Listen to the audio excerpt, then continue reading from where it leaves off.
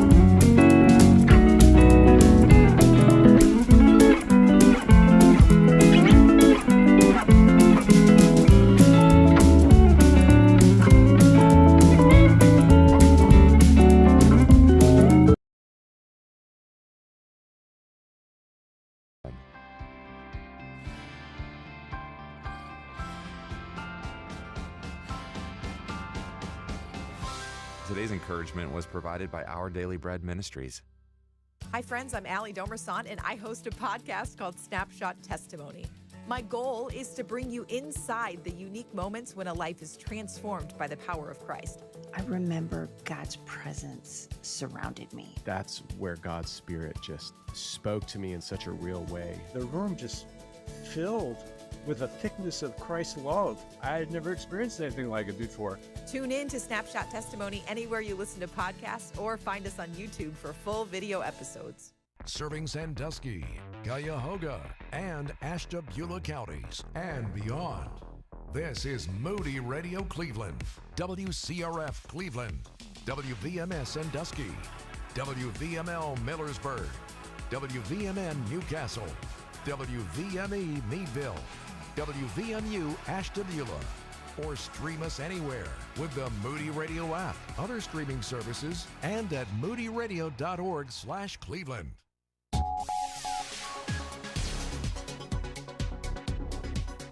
Former President Donald Trump is expected to announce his running mate next month at the Republican National Convention in Milwaukee.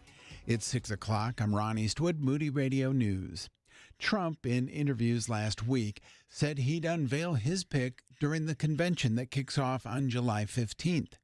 North Dakota Governor Doug Burgum, Senators Marco Rubio, Tim Scott, and J.D. Vance have all reportedly received vetting requests from the Trump campaign. Akron Mayor Shamus Malik has announced the establishment of a fund to support victims of gun violence in the city. Mayor Malik says the Gun Violence Response Fund will help victims and survivors of gun violence to cover medical bills and funeral costs in addition to other expenses. And a new report which shows data from the 2022 school year shows that students in Ohio are not proficient in math or reading. The data says that 71% of 8th graders were not proficient in math, while 65% of 4th graders were not proficient in reading. Sports and weather coming right up. If God's plan led you into law, maybe it was for such a time as this. Consider applying to join Moody's Chicago-based legal team. Moody is hiring an assistant general counsel. You'll help our legal team guide this ministry on important legal matters. If you have a law degree, at least 3 years of experience in the legal field, and a desire to impact Christ's kingdom, learn more about this opportunity at moodyjobs.org and enter keyword 5192. That's moodyjobs.org. In sports, the Browns and Steelers are both back on their practice fields today. Both teams are kicking off mandatory minicamps over the next 3 days. Here's your Moody Radio Cleveland forecast. Mostly sunny, not as cool, with high temperatures around 70 degrees. And last check, clear skies in the Cleveland area, 46 degrees. Akron and Canton clear and 48. Ashtabula has some clouds and 49 degrees. It's time for your moron moment. National Corn on the Cob Day falls on June 11th, the perfect pre-summer date. Although, for most home gardens, mid-June is still too early for the harvest. If you plan on doing the picking yourself, there is a trick to spotting when the corn is ready. During the milk stage, the kernels are still soft, and this is nature's way of saying, come and get it. Boil it, steam it, roast it, or grill it. There's no wrong way or even right way, as long as it stays on the cob. And that's your Moron Moment. And you'll find that on our Facebook and Instagram. It's 6:03. With Moody Radio News, I'm Ron Eastwood. Broadcasting live from the Bob Devine studio, it's Mornings with Brian. Want to join the conversation? Call or text now at 440-546-2255. Okay, so a boomer, an Xer, a millennial, and a Gen Zer walk into a radio studio. Oh wait, you thought this was a joke? No, seriously, we actually sit down behind microphones and talk to each other, and you, every morning. And you have a front row seat to it all, as we try to understand what's going on around us. Plus, we talk about life's deeper issues with a few laughs along the way. Join us for Mornings with Brian, weekdays starting at 6 a.m. on 103.3 FM.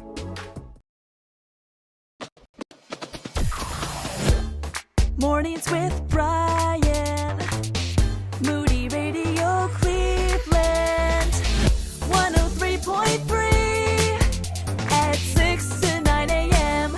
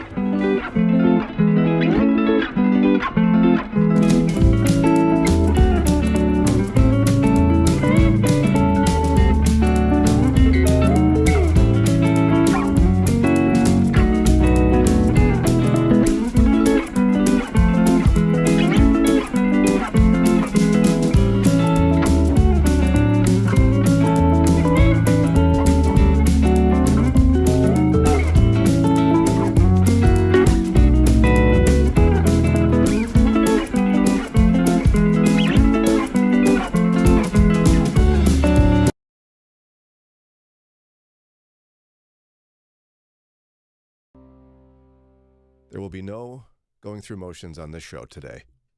Oh, good. Emotions? Well, Maybe. we will go through emotions, but Oh. not the Just motions. motions. Yeah, Let's see how awake Ron is today. So I was on my way home yesterday, minding my own business. Oh, not likely. He did it. But, you know, like our hours are weird. So one of the advantages in life we have, which are not many, but one of the advantages is that traffic is usually not something you even think about. Oh, no, it's great. Mm-hmm. We go in so early, you kind of drive in wondering, what are these people doing? I mean, I know what I'm doing. Right. What are you doing? Why aren't you in bed? Yeah, go I do back to wonder bed. that about people when I drive. Do you? Mm-hmm. And you've never figured it out. I mean, you can't pull Where them are they over and going? ask them. Yeah. I mean, Mhm. like I said before, I know a bunch in my area are headed towards Great Lakes Cheese. There must be a shift that starts in some shift work at like 6 a.m. is my guessing. Okay. What do you think, Ron? Maybe? Yeah, that's a possibility. But seems like that's kind of early for them to be going in for a 6 o'clock shift. Because isn't it like around 4:30 when Yeah, you're... maybe it's 5 o'clock shift. Yeah, could be. Who knows? I'll have to call and ask him. Yeah. Well, and if you're out driving before 5 like we are, where are you going? Text us and tell us. We don't know what you're doing. 440-546-2255. But I'm on 480. I'm headed, that would be east on 480 yesterday, right off of 77. And suddenly traffic is almost stopped. And I'm like, well, goodness gracious me, what is happening here? Because that's what 45-year-old men say to themselves, apparently. You're from Minnesota, right? Yeah. Oh, goodness, there. Okay, then. It's slowing down here. What's going on up there? And I don't know what it is. Suddenly I realize we're changing lanes. And then, oh, I know what it is. I was worried it was an accident. We don't want that. Mm. It was a handicap porta potty sitting perfectly upright in the left lane on 480. Just sitting there. Taking up the entire lane. Yeah, because they're big. How does that happen? I don't know. There was one also tipped over in the shoulder. Maybe Okay. they fell off like a truck or something. But this one fell off quite well. Yes. I mean, it wasn't over on its side. It's like if traffic got real bad, we'd all be okay. Because we could all just Go to the bathroom. right. I mean, it'd be fine. We could just get in Yeah. line. Yeah. I've been in traffic jams like that Mm-hmm. where it just stops. But I'm sure everyone's okay. I got a good picture of it, sent it to our team. A lot of funny little jokes went around. And there you go. But that really is surprising that, they're made primarily of plastic. So you would think if it's on the back of a truck that's at least 4 feet high and it fell off to the concrete pavement, it'd be shattered. You would think something Maybe it that just heavy. like slid right off. Or standing upright is the other option. I mean, yeah, maybe it slid off. And I think it had like 2x4s on the... Yeah. Like on the bottom as skids. Okay. Isn't that what they call them, Ron? Yes, that is very good. Well, basically, I'm in that business. I the woke porta up potty business. to 30 text messages in our work group chat. I haven't even gone through them all yet. 30. I dropped that in a group text for our team Like right at work. before you went nights. Yeah, and I was Yeah. like, meanwhile, on my way home I from was work, already asleep. ... Oh, I was concerned that you were still like up and driving at like, I think it was 8:45. Yeah, when that, I know. that text When I came saw- in. I when was, I saw it I come was in. getting ready for bed. I'm like, I'm not answering this. I hope he's not out driving. Were you entertained when you woke up? No, I still haven't gone through them. I saw the picture before I went to bed. I'm like, I'm not dealing with this. It's bedtime. That's exactly what I did. I saw the picture and then I closed my phone. Are you entertained? Were either of you entertained? I mean, men... Entertained? Objectively, No. men are entertained by a porta potty in the left lane. I am not entertainable that late at night. Entertained? No. Intrigued? Yes. It doesn't compute. Ron, explain this. How is that not entertaining? I can't fathom it. A porta potty alone is funny, but in the left lane of a highway, It's true. it's going nowhere in the fast lane. And it's a handicap one, so it's very big. Yes. It's the ones where you walk in, you go, hey, look at all this space in here. Huh? No, not space. It's not an apartment. It's a porta potty. It's bigger never than some thought- apartments. You never thought through that in a handy? No, I avoid porta potties. Get out as quickly as at all possible. cost. If Wow. I am like backed into a corner, yes, I will begrudgingly use one. I will do anything I can to avoid them. Now, Ron, I mean, this is going to sound harsh, Mm-hmm. Women are boring. I don't think the scale This is if objectively you like porta entertaining. potties. If you like porta potties, you're entertaining. No, if you don't like porta potties, you're boring. I don't think that's the Kelly and I were scale literally, here. Kelly, Yes. Lauren, and I were talking about Yesterday. this literally yesterday. Yes, we were. Like we have set aside some girl time because Yeah. we just can't with you guys and your potty humor. It's just not Literal We don't get porta it. potties. Wait. It's so immature. I mean, objectively, left lane of a highway, a standing upright handicap porta potty is objectively entertaining. It's kind of weird. It's weird. I don't think it's Intriguing. as funny as you think it is. Ron, Yeah. you can't leave me alone in I this. wouldn't have taken a picture. I would have been like, that's weird. And then told Eddie when I got home. And that's about it. Oh, no. You flip on the radio, then it starts, life in the fast lane. We do have some people telling us why they're leaving the house early. Oh, good. My husband leaves our house at 4:30 a.m. to get to a 6 a.m. shift at the airport. Oh, there you go. He works 3 days a week, but 13 and a half hours each of the days. Oh, he's a hard worker, that guy. I don't know where they live, but in my mind, even the airport workers have to get there an hour before. 4:30 for a 6 a.m. shift. I'm assuming you live a bit further out. Yeah, you know, it's funny how people, it's like, oh, you have a domestic flight. Be sure to arrive 6 hours early. 400 years You know, early. what? Yeah. Meanwhile, I had one time where I got to the gate before my wife left the airport area and got back onto 480 to go home. I was like, oh, I'm at the gate. She's like, what? Wow. Anyway. Lowe's employees start at 4 a.m. in receiving. Oh, yeah. Okay. Wow. I leave my house at 4 a.m. and I'm out transporting Amish back and forth to work. Oh, good Well, for there you. you go. But now, technically, the people who are doing receiving at Lowe's at 4 a.m., we would not see them on the road because I'm not on the road yet. Because they start at 4 a.m. That's right. That's correct. Yeah. So there's this I might see him. gap of like 4:30 to 5:30 when we're out. What are you guys doing? Yeah. I don't know what they're doing. Maybe just going for a little drive. Couldn't sleep. Yeah, the other day I got on to Route 8 and there was a lot of cars. And I was like, am I late? Yeah. It's really freaking me out right now because with summer, the sun is like Yep. almost up by the time I get to work. I'm like, I am late. Yes. Right. Because Every I'm not morning. used to seeing the sun. I had that the other day. My alarm is set for 9:30, and I woke up on my own at 9:07, and there was a little bit of light because the long days. And I'm thinking to myself, is it 9 In the a.m.? morning. I've missed the entire show. What did they do without me? And then it, Couldn't. No, know. couldn't. reality hit.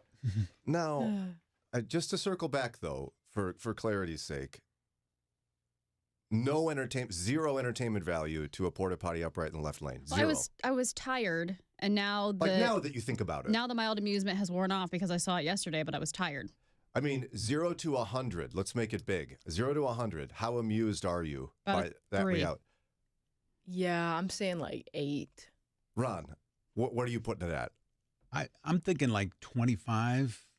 Brian's at like 500, so. No, like 25 will get you a smile. Yeah, a smile, Like maybe a bit look of at a that. chuckle. What in the world is going on there? You're not going to fall off your chair laughing, but you're entertained. Yeah. Now, if someone were to fling the door open and step out, it would climb up to about 75. Onto the highway? Yes. Yeah, that'd be dangerous. Don't do that. Sure, everybody's okay. All right, 6:15. Speaking of entertaining, Relevant Magazine asked, and you answered, the worst Christian excuses for breaking up you've ever heard. We'll get to that list here in just a minute. If you're 65 or older, you know this. Seeing your healthcare costs go up and up is frustrating. And maybe you were just notified that your Medicare costs are increasing again, or you're just tired of the massive deductibles. Well, here's some good news. There's a program that can really help with this. It's MediShare 65 Plus. It's an affordable, reliable alternative. You can choose any Medicare provider. You get telehealth access anytime you need it. And MediShare 65 Plus is a low-cost option for those with Medicare Parts A and B, and it fills in the gaps where Medicare stops. MediShare is a Christian healthcare community that aligns with your faith. People actually pray for you, they encourage you, and it's proven too. It's been going strong for over 30 years now. So call now. You can get one low monthly price for up to 10 years. You're not stuck with increasing costs. You can do something about this today. Call MediShare 65 Plus. Find out how much you can save. Call 833-59-SHARE. That's 833-59-SHARE. 833-59-SHARE. Who likes opposition? Nobody. I'm Pastor Mark Jobe, president of the Moody Bible Institute. The thing is, times of great opposition are often followed by times of great opportunity. At Moody Radio, we're seeing our culture step up its opposition to the gospel. Yet we believe that this also creates great opportunities to share Christ. Your fiscal year-end gift will help. Learn more at moodyradio.org/Cleveland. Moody Radio is thankful for listeners and support from businesses like Duma Meats and Farm Market. Duma Meats and Farm Market supporting Moody Radio in Cleveland and surrounding areas. More information about Duma Meats and Farm Market is at dumameats.com. Mornings with Brian on Moody Radio Cleveland. Looking at today's issues through a biblical perspective.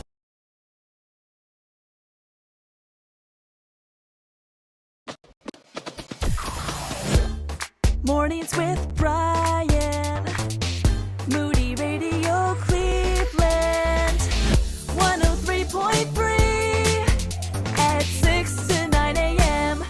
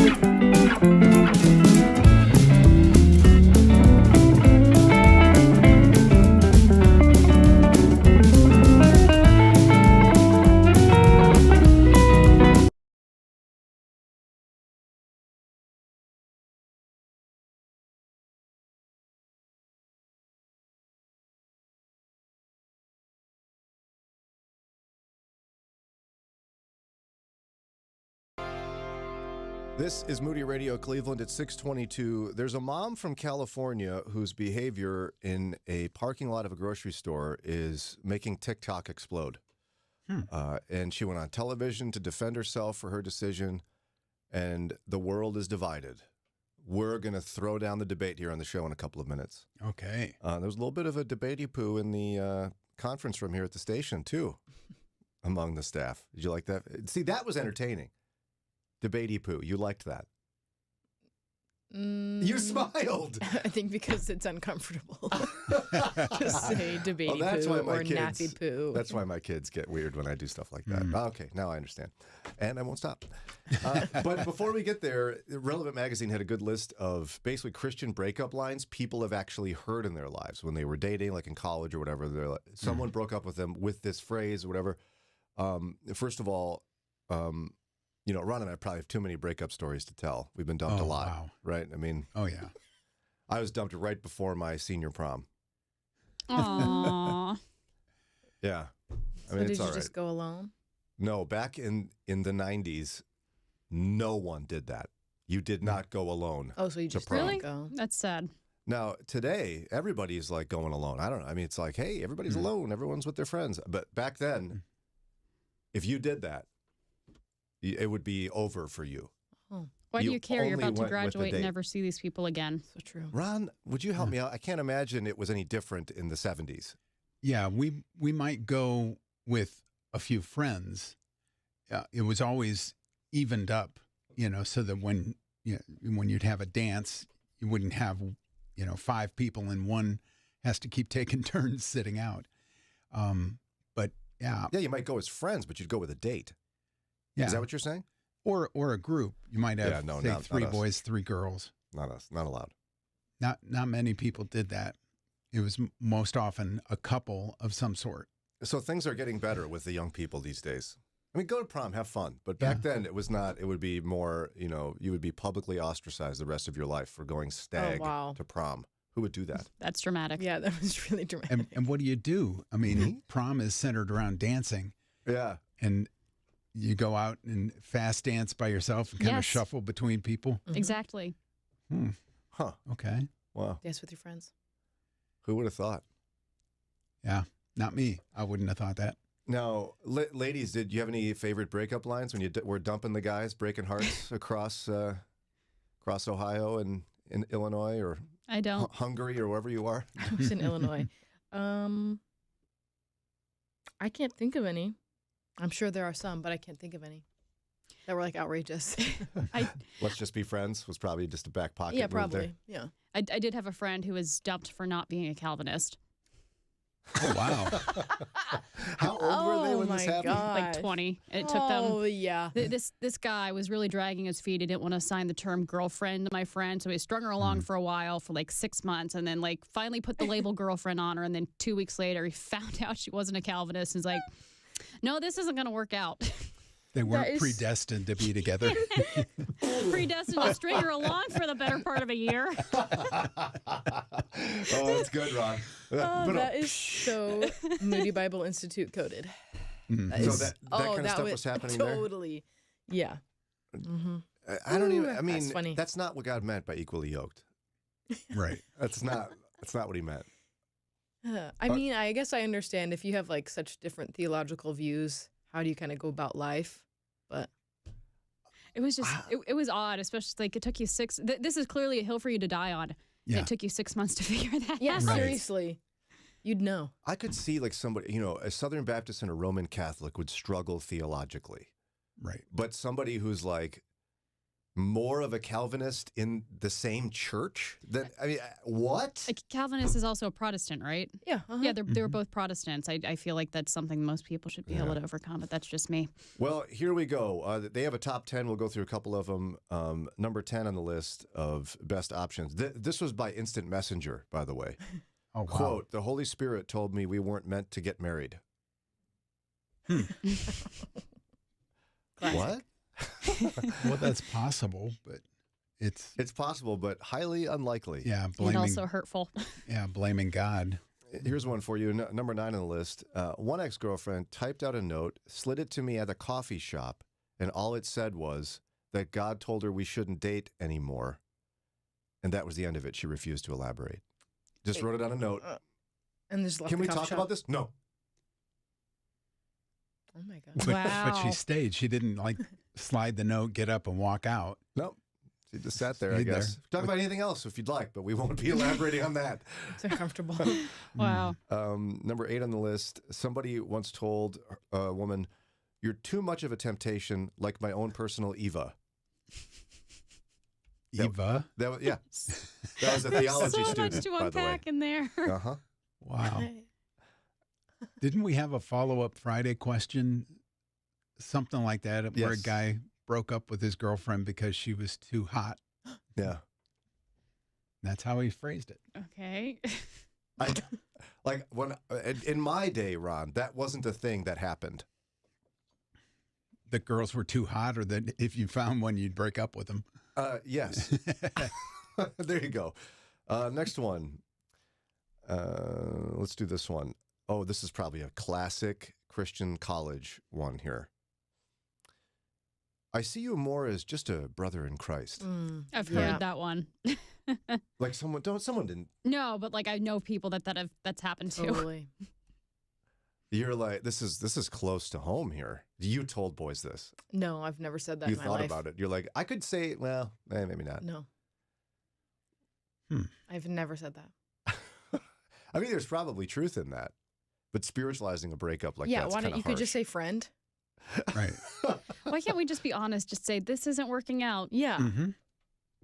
We're not That's we're very not simple. connecting very well. We're not jiving. We're not gelling. Not placing blame on them or God. It's just nah. I don't want to. Amanda on Twitter said, I feel like someone said to her, I feel like God just wants me to focus on my studies right now. After 9 months of relationship, turns out my studies was a girl he already started dating at another school. Uh-huh. Yeah, using God as your excuse, not a great idea. Not a good I idea. think that's the whole name in vain bit. Yeah, I think so. My studies, please. Our yokes aren't equal. That could actually be a good one. And that's also rude, though, to say to somebody, like, you're not as spiritually mature as me. Wow. Yeah. Our yokes aren't equal. It's honest. But so, like, yeah. No, it's What happened harsh, to, but I don't think we should date anymore. Yeah, can you just leave it at that? Let's break up. I don't know. Yeah. You're too good looking. This is just, I can't. This is just too much. That one I just will never understand. Right. Yeah, that's why I stayed with Sarah, you know? Exactly. It's like, wow, I can't believe a girl that's pretty wants to date me. You know? Yep. I think I should stick with this. Yeah. Do anything you can to not lose her. All right. Well, it's 6:30. We're going to take a quick break. When we come back, it's a grocery store parking lot debate. It happened all over the internet and at this radio station. What is it about? Maybe you've heard it. If not, we'll cover the whole thing here in just a few minutes. I'm Nate Hunter, and this is Pause for Prayer. When you turn on the news, you can witness the conflict in the Middle East. Israel seems to be at war continually, either as a responder or the aggressor. This is all part of the fulfillment of Scripture. Ezekiel 38:23 says, I will show my greatness and my holiness and make myself known in the eyes of many nations. Then they will know that I am the Lord. This activity is happening in the days of Ezekiel and Joshua. It has continued and will continue because God wants to be known by his chosen people, the Jews, and be known by the world that he is the one true God. Let's pause for prayer.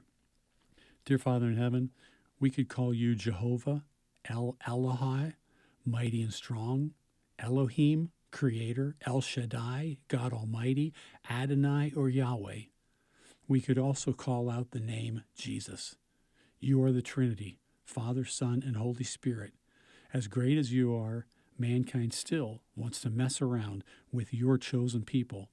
You know this already, Lord, but the United Nations top court has ordered Israel to cease an offensive in the Gaza Strip's southern city of Rafah, where Israeli military believes Hamas leaders and representatives may be hiding. This situation is very touchy, And you know, Lord, it has an impact on the whole world. Thank you for all the prophecies in the Old Testament, all the way through Revelation. None of this should take us by surprise as Christians. Theologians have tried to figure out the details of these end times we find ourselves in. Only you, Father, know and understand these times. Help us as finite humans to live by faith and look to the skies as we pray for the return of Jesus in the clouds. We pray this prayer in the name of Jesus. Amen.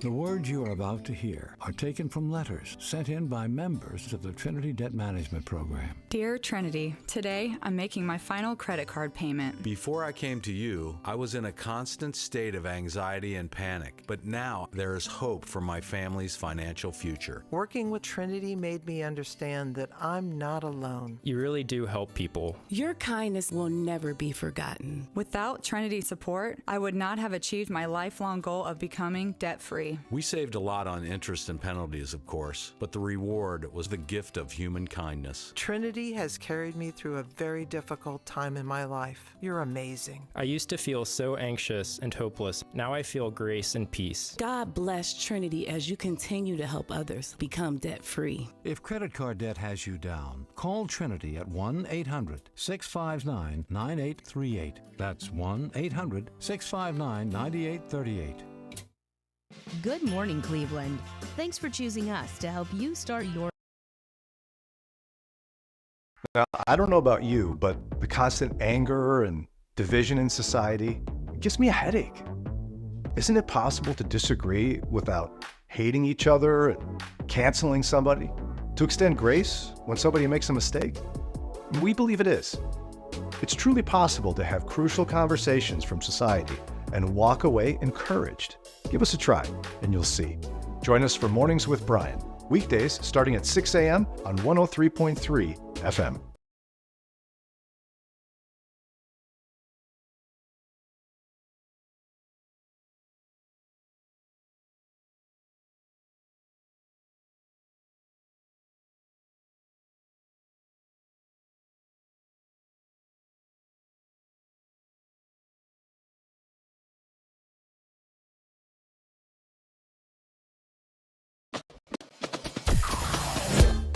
Mornings with Brian. Moody Radio Cleveland. 103.3 at 6 to 9 a.m.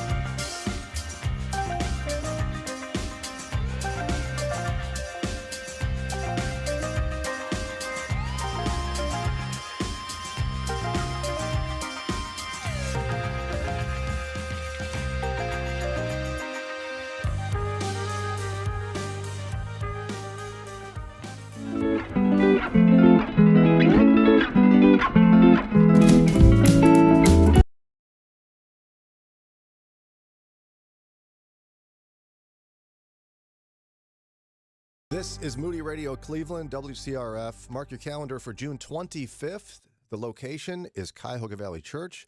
It's our annual partnership with the American Red Cross and our big blood drive. You could save a life with donating blood. Why wouldn't you do this?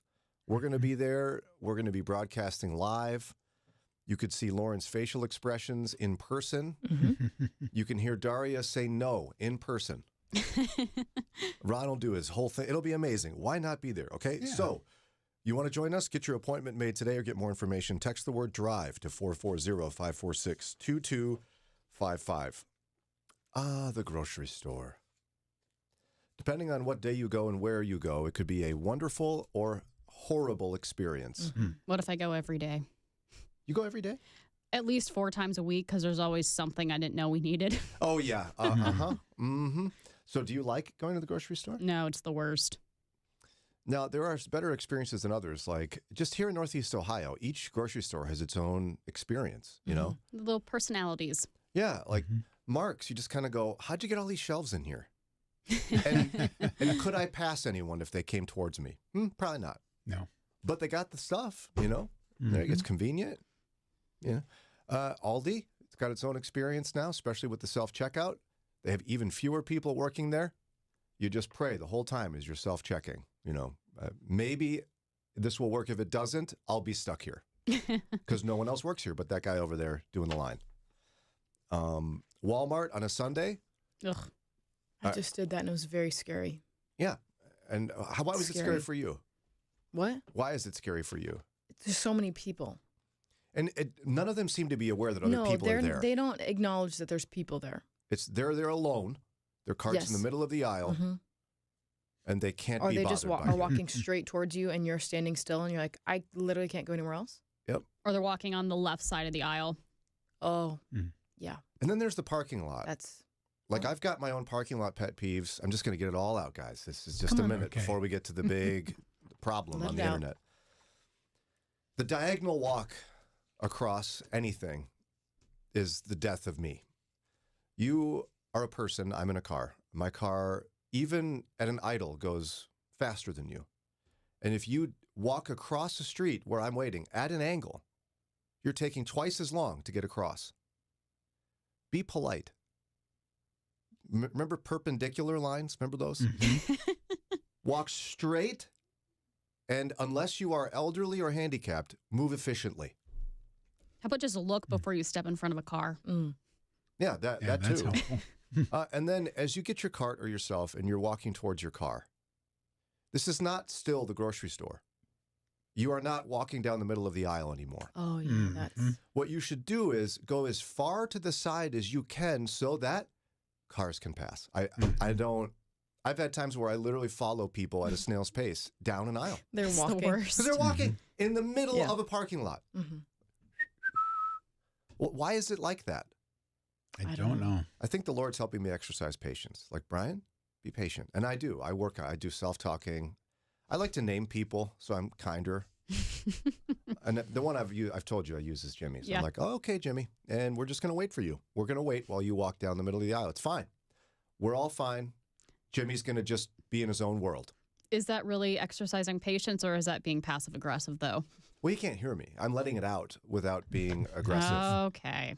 Is that what we're calling it? I guess. But there's a new problem in parking lots at grocery stores. Is it new? I didn't know this was a problem. Or has it been a problem? Well, it's been a problem, but I didn't realize people were doing this. This type of person was doing this.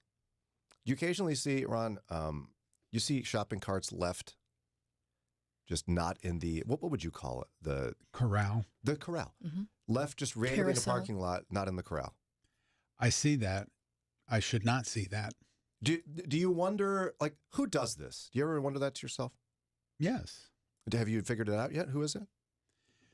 I have not come up with a kind answer as to who that might be. Well, I can tell you who it is. I really don't like when you like, ooh, an open spot, and then you start to turn, and then there's a cart in There's it. a cart there. Oh, yeah. It turns out, as the internet has revealed, it's probably a mom that has left it there. With a really young child? Maybe. I can kind of see that. So here's how the argument goes. This is according to KTLA. It's a Los Angeles television and news reporting station.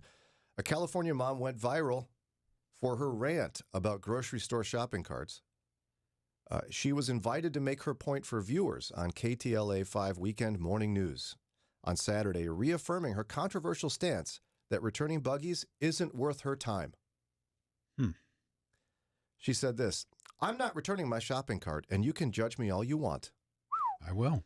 She's a Los Angeles-based psychologist. Okay. Just psycho, I think. And she said this, by the way, on a May 29th post on TikTok, which earned 12 million views. She said, "I'm not getting my groceries into my car and getting my children into the car and then leaving them in the car. So if you're going to give me a dirty look, go ahead," essentially. But she was a little more aggressive than that. She concluded that her 17-second message, ostensibly recorded from her driver's seat of her car while parked after a supermarket run.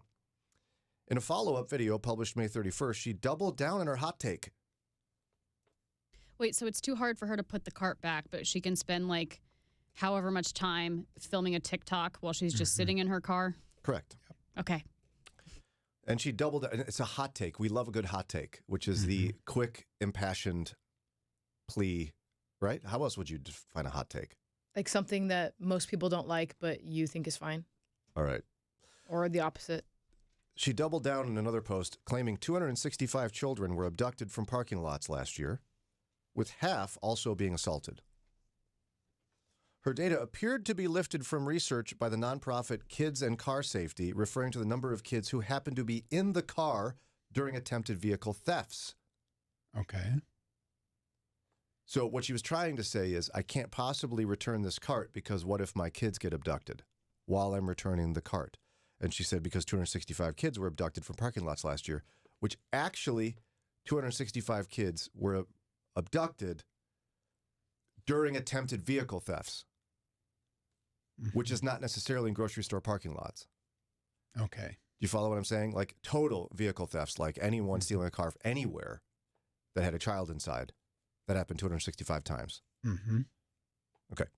Other parents labeled her lazy and entitled for refusing to return her shopping cart.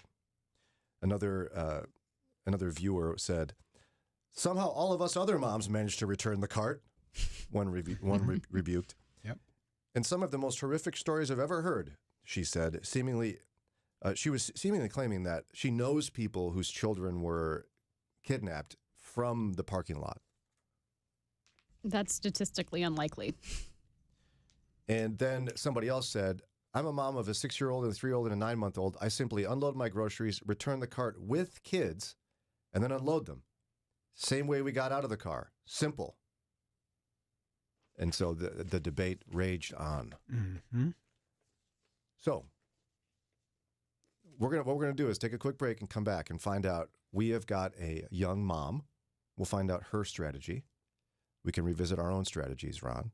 Okay. And see, is it rude for a young mom of young kids, maybe she's older, I don't know, mom of young kids, to just leave the cart for someone else to put away? 440-546-2255. Whether you are single, a single parent, blended, married, a teenager, or school-aged, Family Strong Conference will equip and empower you to build a stronger family in a culture where too many homes are weak and falling apart. Hear Dr. Eric Mason, author of Urban Apologetics and Manhood Restored, Dr. Julie Slattery, author of Finding the Hero in Your Husband and Rethinking Sexuality, and famous YouTuber Alan Parr, our keynote speakers on Saturday, June 29th. Register today at newcommunitybible.org. Moody Radio is thankful for support for businesses across the country, like Fellowship Home Loans. Whether purchasing or refinancing a home, Mike and Brian walk hand in hand with clients through the whole process. You can learn more about their approach to mortgage lending at fellowshiphomeloans.com. Like a seasoned angler, our enemy, the devil, opens his tackle box and selects the lure most likely to attract his intended prey. The lure is a lie. Each lie we bite on causes us to feel pain, injure a relationship, or miss out on God's intended purpose for our lives. Are lies holding you back? Discover the power of the truth. Lies Men Believe. Available at moodypublishers.com. your eyes on Jesus in a changing culture can be difficult. Let us help. It's Mornings with Brian on Moody Radio, Cleveland. 6:48, a California mom made headlines for talking about how she regularly just leaves her shopping cart in the grocery store parking lot because she's got little kids, and she's like, "What, you want me to leave my kids in the car? Are you kidding me? I'm not doing that. So I'm just leaving my cart. You can put it away. I'm a young mom with young kids." The end. Lauren, you're the mom of young kids. Yes. What say you? I say don't leave your shopping carts in the anywhere other than the cart corral. Good for you. Now, I talked to my wife about this. She said there were a couple of occasions where, for a variety of reasons, whether there's no cart corral. Yeah, sometimes they're really hard to find. There's a couple of occasions where she left it out. She felt badly about it. But as a rule, she would agree with you. I mean, put it away. What's your technique? Number one is, if I can, I park next to the cart corral, which goes against all of my being because my father does not allow and taught me as such growing up. Yeah, and why is that for those who aren't aware? Because people just shove their carts at their cart corral, and then it ends up bouncing off and hitting your car, is the thought.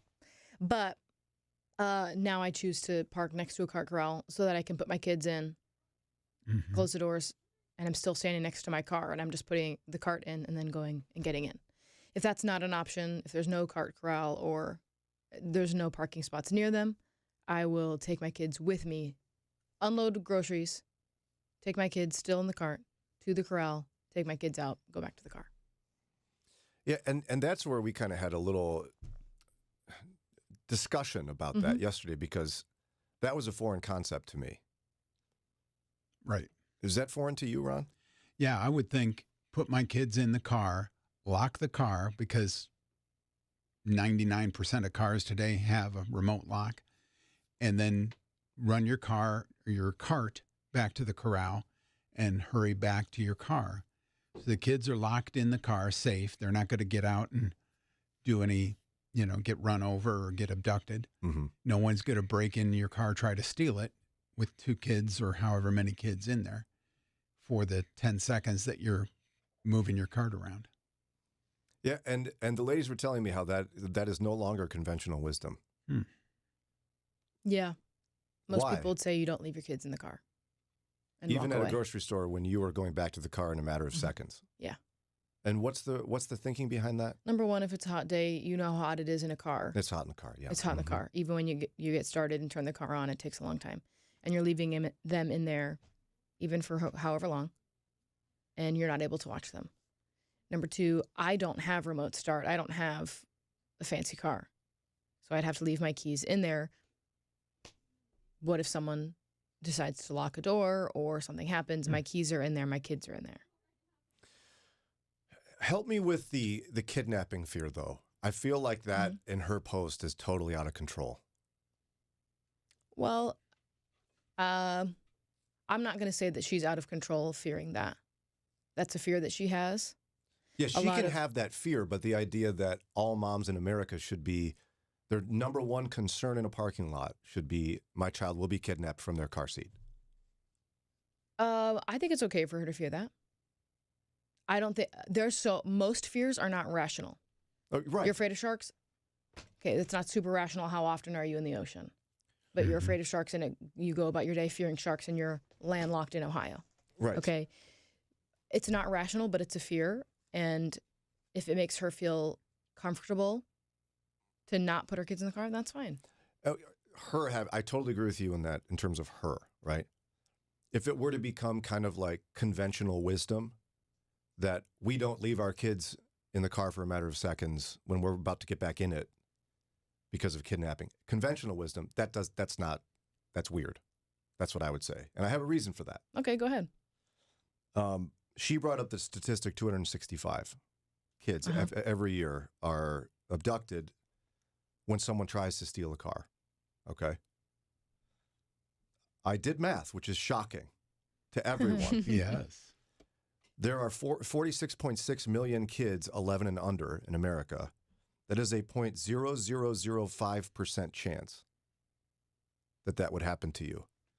your kid, because the National Weather Service says 270 people in America are struck by lightning each year. Your kid is more likely to be struck by lightning in the cart when you return it than they are to be abducted from the car. Now, no one's telling mothers you can't possibly walk your kids outside because they might be struck by lightning, because that's silly. The odds of it are so small, it's not even worth stressing about. Now, the hot car thing, I'm with you. I understand, especially on a really hot day, you got to make better decisions. But I don't think it's a rational fear to be called conventional wisdom, to be fearful of abduction in a grocery store parking lot. I don't know if I'm there with you. Why not? Because kids do get kidnapped. They do, yes. I also pulled up statistics of kids that have been kidnapped from cars. It's happened at least once a month since the beginning of this year. Where whether it was they knew there was kids in there and they're stealing the car for that reason, or they're just stealing the car. You're saying in America, Yes. it's happened once a month. Yeah. So we're headed for 12 this year. Yeah, there could be more. I don't know if I can't remember if those were just in grocery stores or not. But I think whether it's 12 or not, it doesn't matter. Right. Our jobs as parents is to keep our kids safe. Yeah, you're and still... if we're offering them up to be in a car alone and we're not around, they're not in eye or earshot, I think it's our duty as parents to keep our kids safe. And if we know that that's a possibility and we're leaving our car running, especially for someone like me who doesn't have a fancy car and remote start or lock or whatever, I don't think it's wise to leave your kids out of ear or eye shot when you have opportunities to not do that. Like take them to the cart corral with you, like parking So like next better to a safe cart than corral. sorry, essentially. Like, Yeah. Unless there's a 0% chance, you got to be thinking about it. Yeah. Okay.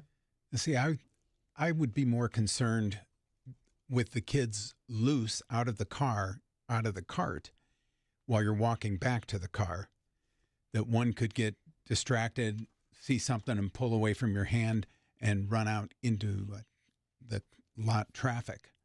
I would think there'd be a better chance of a child getting hurt that way than abducted. I mean, Yeah, statistically, probably. Yeah. Sure. I keep my kids in the cart or I hold onto their hand. Well, and to be fair, at the same time, I know that my parents' generation looked at my generation and thought we were far too overprotective of our children, because that was, even though Ron's kind of between the two, for your parents were like, leave the house and don't come back. If you do, you'll be in trouble. Like, Right. I don't want to even know where you are. Don't tell me. If you're thirsty, drink water out of the hose. Right. Yeah. And kidnapping statistics are really, as much as they're monitored, they're just not that different. It's just people know about them more now. And so one of the people have talked about what's wrong with kids/parents today. They're overprotective, they're helicopters, they're lawnmowers. Part of it is fear-based. Mm-hmm. And so I'm just approaching one of these going, is this one that could have gotten to the point of a little irrational, that fear? Now, hot car, I'm totally with you. So, maybe it's a fall day and it's not too hot in the car and you got to walk 10 paces to put your cart back. I just don't see there's a problem. You don't have to see there's a problem. But I don't think we have to demonize parents for who want to do that. I'm not demonizing. I'm just saying I don't understand the fear when it's statistically not something to be fearful of. And again, most fears are irrational. Okay, fair. Especially statistically. Most fears are irrational. And it's different for every person. Yeah. Life is full of calculated risks, and I think there are certain ones that just have an abundance of caution we should not be willing to take. But then there's other ones. I think it becomes overprotective when, like, you won't let your child do something. Like hang out with a friend. I know sleepovers are kind of going by the wayside because parents are afraid of their children getting abused. That is something that might be crossing into an unhealthy, irrational, we're now living in fear type of thing, unless you have like your own trauma, which is why you're concerned about that. But this is such a simple thing with a simple solution, and it's not something that's taking anything from anybody. I don't consider this living in fear. And again, I'm not saying don't do it. I actually appreciate the strategy. You're doing more work than I did to be considerate when you keep the kids in the cart and go to the corral. I mean, my strategy is lazy compared to that. So I'm not being critical. I'm just trying to think through it. because when I look at the statistics, it's just kind of like you can be scared of anything you want. I mean, some people are scared of non-poisonous spiders, and that's irrational too, right? Or like snakes that are not poisonous, or snakes that don't even live in America. Yeah, and so people can have their fears, and that's totally fine. I don't know. Daria brings up the sleepover thing. I get that, but if we are letting fears dictate these decisions, it can just become problematic in the long run. I just don't know where to draw lines. We have to draw lines in our own lives where they're comfortable, I suppose. I think leaving your kids in the cart or not the cart doesn't bother anybody else. It doesn't do anything to anybody else. No, it doesn't. Unless you're leaving your cart out, and then it is bothersome to other people. Mm-hmm. And you're not thinking about other people because you're leaving your carts in the middle of the aisle, which you shouldn't be doing. Can you see, though, why I was annoyed by her primary argument was fear of kidnapping when her kids would more likely be struck by lightning? You can be annoyed, but it's just she's talking out of her own fear. Yeah. And we all do that every day. Yeah, we do. Yeah. And she just chose to post a video about it, which she was probably unwise to do that. Yeah, the more, like, I almost posted my porta potty in the left lane on 480 yesterday, and I was just like, I don't know. I don't need to post that. The older I get, the more social media becomes toxic, the more I'm like, I don't even know if I want to be part of that. I was picturing someone going, how dare you laugh at something that could be dangerous? There's... Yeah. Well, there's still time for emails to come in. Well, I'm sure they will. Brian, how dare you? It's if I had a quarter for every time someone said, Brian, how dare you, I'd be a rich man. But suffice it to say, we're saying there really aren't many excuses to just leave your cart laying around in a parking lot. No. Consider others more important than yourself. Yes. It's a biblical principle. Plenty of other ways to keep your kids with you and put your cart away. Mm-hmm. Costco stinks. Their cart corrals are few and far between. But you can figure it out. Yeah, some of them need to come. And how about Tractor Supply? They don't have any sometimes. Why do I have to go back in the store? I'm not trying to go back in the store. I do, though, because I'm trying to be considerate. Yeah, it's not fun. And then you use a flatbed cart, and the automatic doors can't see it, so you look silly. You almost smash into the door. But I think it's also like, I don't know. I know prevailing wisdom is saying, don't leave your kids in the cart or return the cart. But I don't think it's careless for me to say it's not a big enough risk to worry about that my kids might be kidnapped in those few seconds. If it's not a fear for you, that's fine. You don't have to do that. But you can do whatever you want to do. It's possible now that I could have parents under the age of 30 or 35 might attack me on the internet now because I've said I don't think that's something to be scared of. Mm-hmm. I think we just need to be respectful of the different times that we've each grown up in. Lauren and my generations have seen a lot more things on the news than I think people in your generations did at a similar age. So that probably has something to do with it. Oh, 100%. And I'm trying to be gentle here. But, I can also say, watch out for lightning. It's coming for you more than kidnappers. You can look out for lightning and also take your kids to the cart corral. That is correct. You can do both. You can do both. Okay. 7:01, time for a break. Don't hurt me. I like disagreement. It's fun. Are you having fun, Lauren? People are going to be like, Brian, you're so mean to Lauren. Are you going to walk home? You're going to drive home today? That Brian is so mean to me. I'm going to drive home, and I'm still going to take my kids to the cart corral, even after this conversation. I think that's great. Bullied me. Don't say that on the radio. People are going to believe it. Don't say that. No, Brian's not bullying me. I don't care. I'm going to do whatever I want, whether Brian says to do it or not. So Lauren's technically the boss for people that don't know. She's the producer. I'll bully him. Does anyone need to defend you now? No. And say, hey, you, Brian, you stop it. You stop talking to her like that. No, I'm fine. I'm still going to do whatever I want. So Brian's thoughts don't change my life. Someone is still going to write in and be like, that poor, helpless Lauren. Poor Lauren. She's so delicate. How can she even go to the store by herself? I wish someone would carry her back to her car. Me too, honestly. Eddie, you're slacking on the job. All right, we got to take a quick break for Ron's news and today's Moron Moment. Speaking of kids, new statistics out about body image and how young those problems start for girls. Mornings with Brian on Moody Radio Cleveland, WCRF Cleveland, WVMS Sandusky, WVML Millersburg, WVMN Newcastle, WVME Meadville, WVMU Ashtabula, and everywhere with the Moody Radio app or at moodyradio.org/Cleveland.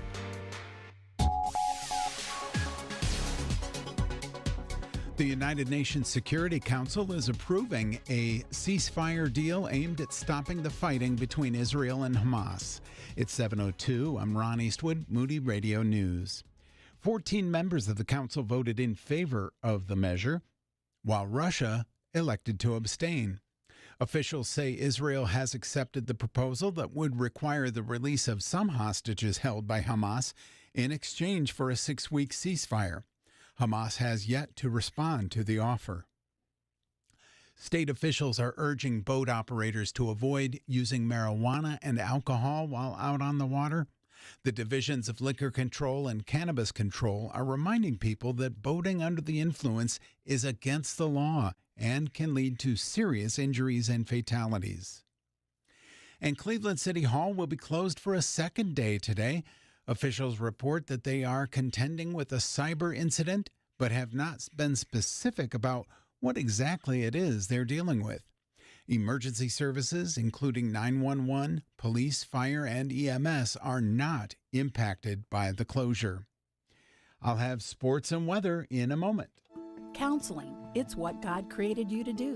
When you earn your Master of Arts in Clinical Mental Health Counseling from Moody Bible Institute, you'll be equipped to help others become who God created them to be. Study at Moody's Chicago or Michigan campus, where you can secure certificates in the areas of marriage, family, and couples counseling, as well as trauma-informed counseling. Learn more and get started on your counseling career today. Go to moody.edu/counseling. In sports, the Browns and Steelers are both back on their practice fields today. Both teams are kicking off mandatory minicamp over the next 3 days. Here's your Moody Radio Cleveland forecast. Mostly sunny skies, a little bit warmer again with our highs around 70. At last check, clear skies in the Cleveland area, 49 degrees. Akron and Canton clear as well, 50 the temperature. And it's clear in Lorain, Elyria. Temperature 48 degrees. It's time for your moron moment. National Corn on the Cob Day falls on June 11th, the perfect pre-summer date. Although for most home gardens, mid-June is still a little early for the harvest. If you plan on doing the picking yourself, there's a trick to spotting when the corn is ready. During the milk stage, the kernels are still soft, and that's nature's way of saying, come and get it. Boil it, steam it, roast it, or grill it. There's no wrong or right method as long as it stays on that cob. And that's your Moron Moment. And you'll find that on our Facebook and Instagram. It's 7:05 with Moody Radio News. I'm Ron Eastwood. Broadcasting live from the Bob Devine studio. It's Mornings with Brian.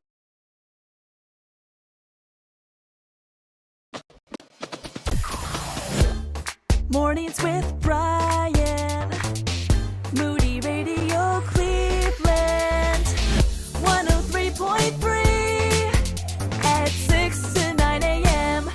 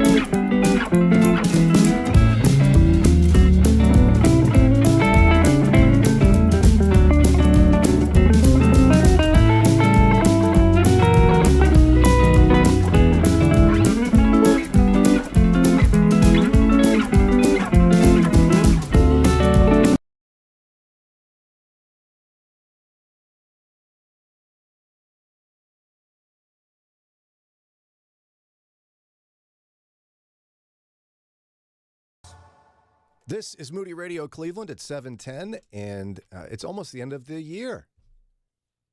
The fiscal year. Oh, I get it. It's an accounting joke, in case you're wondering. Ladies didn't laugh at that one? Nope. Okay. The way you looked at me was so uncomfortable. I'm going to need Daria to go find that later. Why? Just to validate how creeped out I feel by the way you looked at me. Was it because I was waiting for you to laugh? Yes. Well, yeah, and you didn't, so... Yeah, because of how you looked at me. Well, get ready for that, Internet. It's coming later today. But no, so there's like the calendar year. I learned this when I got into the biz. Yeah. You know, you got your calendar year, January through December. Mm-hmm. And then smarty pants people that are good at math decided at some point, you know what? I don't like that kind of year. What I like? The fiscal year. Sure. The fiscal year, we're going to make that go, let's make that go July to June. And you can, I believe you can set it up any way you want for your company. You could. But people find it easy to do the 6 months offset from the calendar year. Yeah, because that's where the math happens. 6 months away from January. I guess people don't like to be doing all that around Christmas time. People take time off. Trust me, I know there's a good reason for it. I'm just over here telling you there's 2 years in a year. Try to figure that out. Calendar. Mm-hmm. So the fiscal year for Moody Radio, Moody Bible Institute ends calendar. in a couple of weeks. Oh, right, there's 3 calendars. Right. We're like this 3rd week of Epiphany or something. No, we're not. That's like the new year, I'm pretty sure. Okay, or something. But nonetheless, the fiscal year ends at the end of June, which means we're going to wrap up all the math and tidy things up and start a new fiscal year. And we'd be grateful for any donations you might consider as an end of fiscal year gift to make a big difference for Moody Bible Institute and Moody Radio. And we'll be so thankful. We'll send you a gift. Nice. We'll send you a brand new book from Dr. Chuck Swindoll called Never Lose Hope, Biblical Promises for Times of Trouble, Chaos, and Calamity. It's a brand new book from him. You want to get your gift in today? Just go to moodyradio.org/Cleveland, moodyradio.org/Cleveland, or call 800-600-9624. 800-600-9624. Go ahead, Lauren. I was just checking my own facts. You found out Epiphanies in January, so I was way off? Yeah. And I was just checking to make sure my facts were correct, and they were. Yeah, well, good job, That's all. Lauren. You were right, My Lauren. mic was off, so you were the one who made me say that. So I almost gave you a good soundbite, but you stepped on it. Here, let's do it.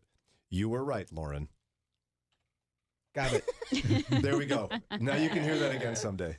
Thank you. I wish you laughed more often in Ron's studio for me, but he needs to have that on standby when I say something like, you know, what did I say again about the fiscal year? It was funny.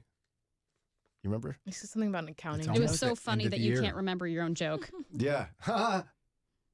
Leave me alone. Okay, so this one, as a girl dad, this one's hard to hear. And Ron, you're a girl dad. Mm-hmm. But a new study out of California State University says poor body image can start as young as 3. Wow. For many girls. 3. Like 1, 2, 3. That's according to a new study, again, from California State University. It found serious difference in how preschool-age girls value their appearance compared to boys. The study concluded that, quote, girls said that to be a girl, they needed to be pretty, and looking pretty was important. It adds emphasizing beauty ideals for a young age, at a young age, can lead to missing an important piece of the puzzle in addressing body image issues. Obviously, that kind of trend in life can lead to eating disorders, body image, all that stuff. But this was done from interviews and observation of 3-year-olds. So 3-year-old little girls, in vast numbers compared to boys, were saying it's important that girls need to be pretty, and looking pretty is important. This is horrible. 3. I'm not surprised. Why are you not surprised? I have no clue why I remember this, but I actually do remember the first time I thought I wasn't skinny enough. Keep in mind, I was a twig until I was like 14, and then I started to fill out a little bit. I was 4. Daria. I couldn't tell you where these ideas came, but I do remember thinking this for the first time. And now often what people do in these instances, right, is they start blaming parents. But you have wonderful parents. I've met your mother. I do have wonderful parents. They did not give me these ideas. I can attest to that. Now, a lot of people want to blame Disney, right? Like Yeah, Sleeping the Beauty did this to me. princesses, It's Ariel, her and her flipper. Or Barbie dolls before that. Yeah, because apparently the like those proportions for Barbie are not real. Like if you extrapolated them out. We got to kind of figure this out because we certainly don't want our young Christian girls, to think that being pretty is important. That's troubling to me. How do we combat this as followers of Christ? What do we do? What message should we send? We'll talk more about that in a minute. You're always welcome to join us. 440-546-2255. We can endure unexpected calamities. How? By taking our stand on the strong foundation of God's Word. Thoughts from Never Lose Hope by Chuck Swindoll. We'll send you a copy to say thanks for your fiscal year-end gift to Moody Radio. Swindoll reminds we don't have to settle for merely surviving. We can set our sights on thriving. Thanks for helping us finish the fiscal year strong. Give online at moodyradio.org/Cleveland. Did you know the average person walks nearly 2,000 miles a year? Now think about the millions of children around the world who risk disease and miss out on opportunities simply because they walk those 2,000 miles without a decent pair of shoes. For the past 25 years, Buckner Shoes for Orphan Souls has provided more than 5 million pairs of shoes to kids in some of the most vulnerable communities in the world. That's over 5 million opportunities to put a smile on the face of a child and show God's love to boys and girls living in desperate situations. Many times, those shoes introduce families to Christ-centered programs, helping them rise above poverty and achieve their God-given potential. I'm Rob West, inviting you to provide shoes and share the love of Christ with children around the world and here in the United States. Find out how you can make an impact at GiveShoesToday.org.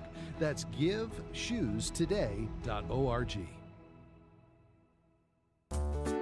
Keeping your eyes on Jesus in a changing culture can be difficult. Let us help. It's Mornings with Brian on Moody Radio, Cleveland. 718 WCRF.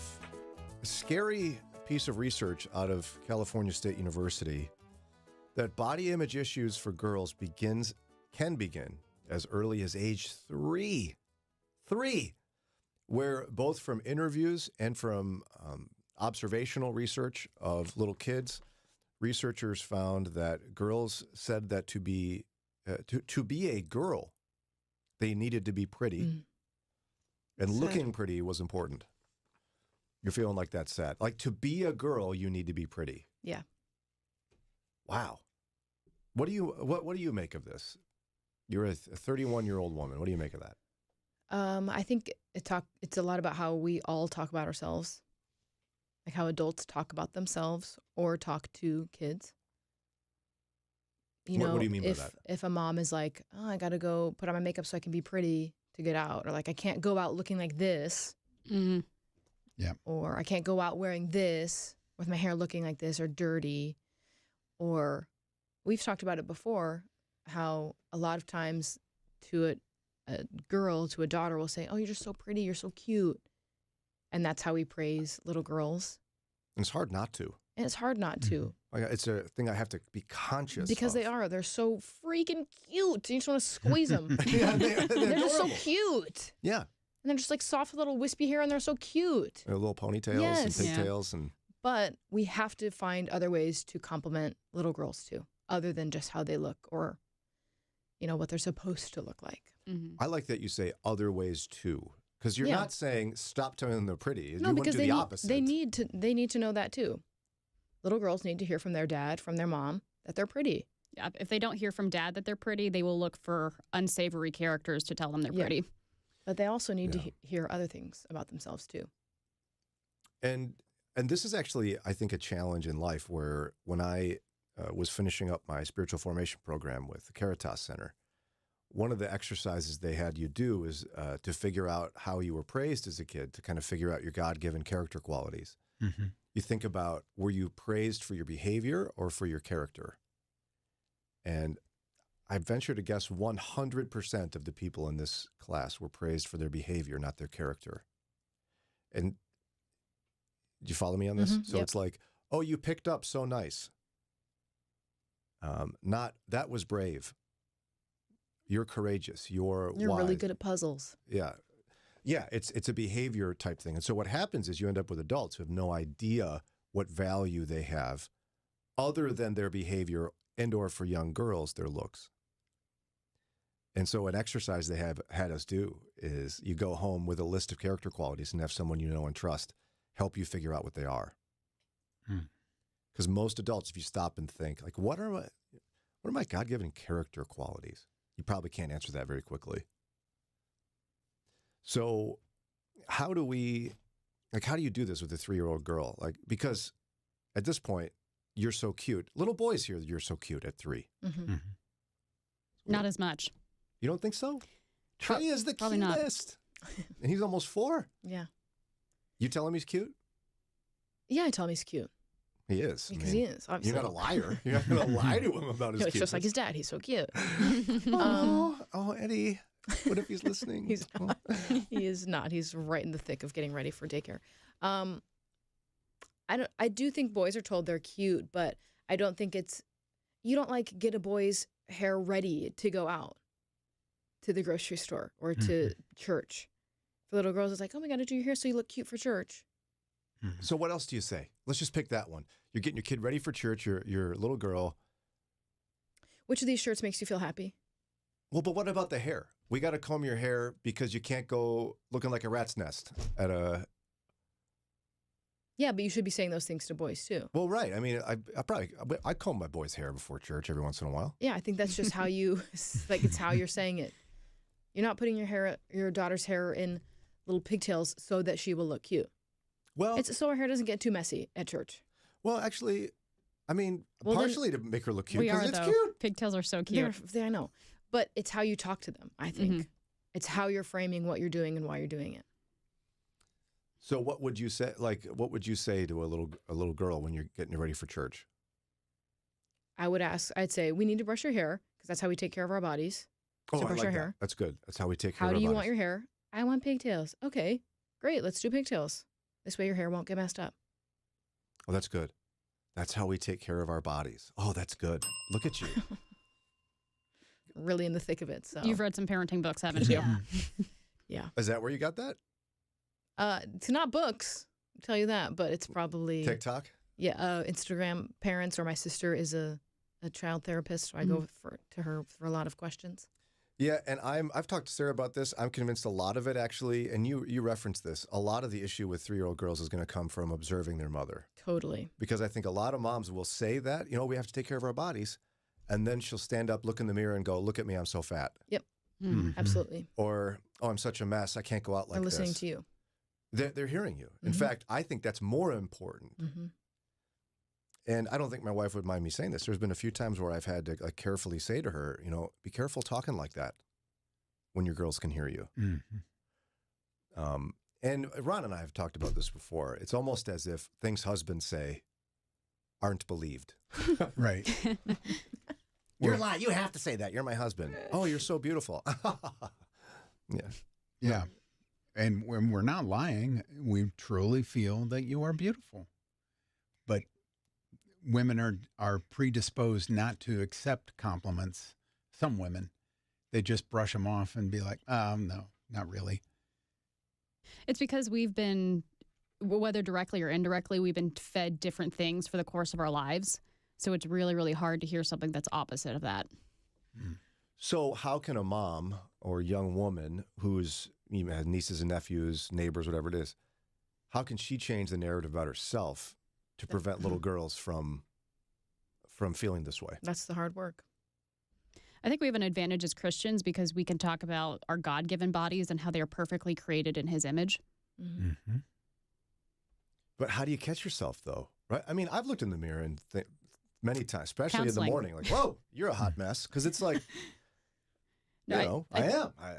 I think if you've got children, especially young girls, you need to put the hard work in, go to counseling, improve your own self-esteem and image so that those things don't slip out, because they will, and your girls will catch it. What about intentionally going out to the store without a full face of makeup? Is that going to help? I don't know. You're looking at the wrong person. I do that every day. I don't know that girls that young are going to even notice makeup. Yeah. I don't know if it's about the makeup. I think it's how you talk. I don't know, though, because I remember when I was in high school, there was one girl who, everybody went sledding once, and she was late because she had to put on a full face of makeup to go sledding. Yeah, that incredibly full face of makeup where it's obvious you're wearing makeup is not currently trending. So I don't think most young girls are going to even register what they're seeing or not seeing. But even the, hey, we're going to go to the store. I'm just about ready. I'm just going to go quick put some mascara on. Why? Isn't that sending a message? Yeah. And I'm not saying you two do this. I'm just saying rhetorically, isn't this sending a message? It could be.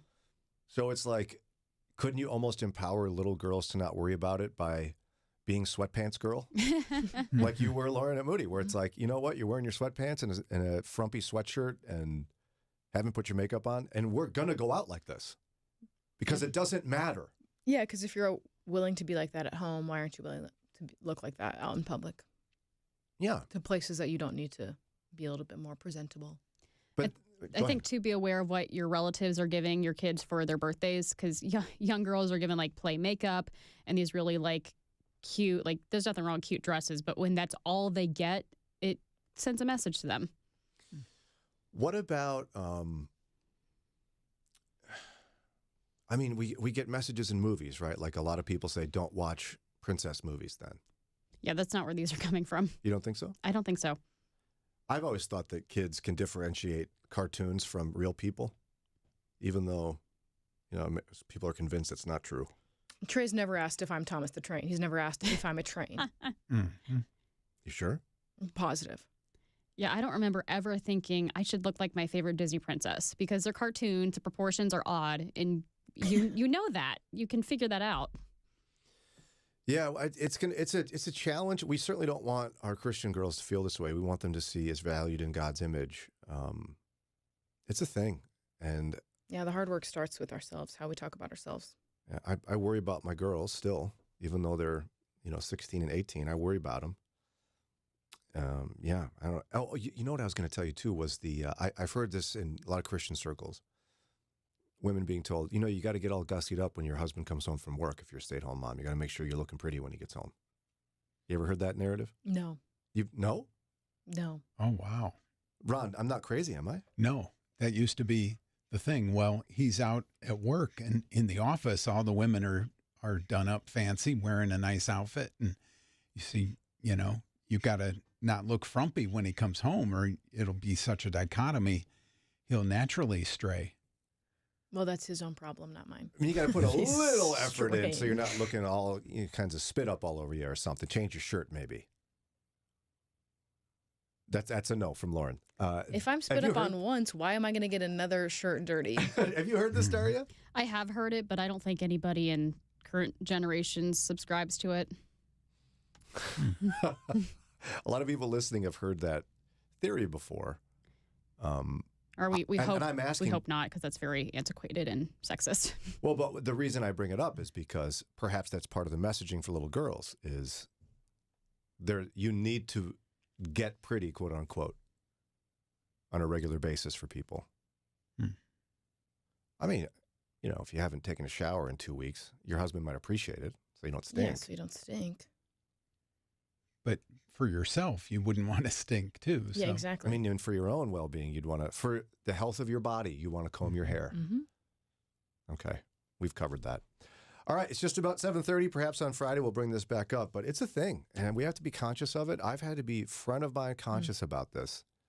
I would even catch myself occasionally going, "Oh, look at you! You're the cutest in the whole grade and the smartest." That's how it sounded. You're the cutest in the whole world and the bravest ever. Like they get tacked on at the end because when it's front of mind about being cute, it's just like goodness gracious. They are cute though. God knew what he was doing when he made babies cute. Because they make you feel a little crazy sometimes. I know. But he's like, but it's okay because they're cute and smart and smart and brave and kind. Yeah, and kind. Oh, you're the kindest and cutest. Emphasis on cutest. Okay, 7:30. Time for a quick break, and we come back. George Barna, the guy that did Barna Research, you thought that was just a random word. Nope, it's George's last name. Mm-hmm. He says there's one of the biggest threats facing the church today is Christian invisibility. I don't think he means a superpower. No. I wish. Dr. Nick Gatzke will be here in a few minutes. We'll see if he would pick invisibility as a superpower over flying or strength. And we'll find out what he thinks of this concern of George Barna in just a few minutes.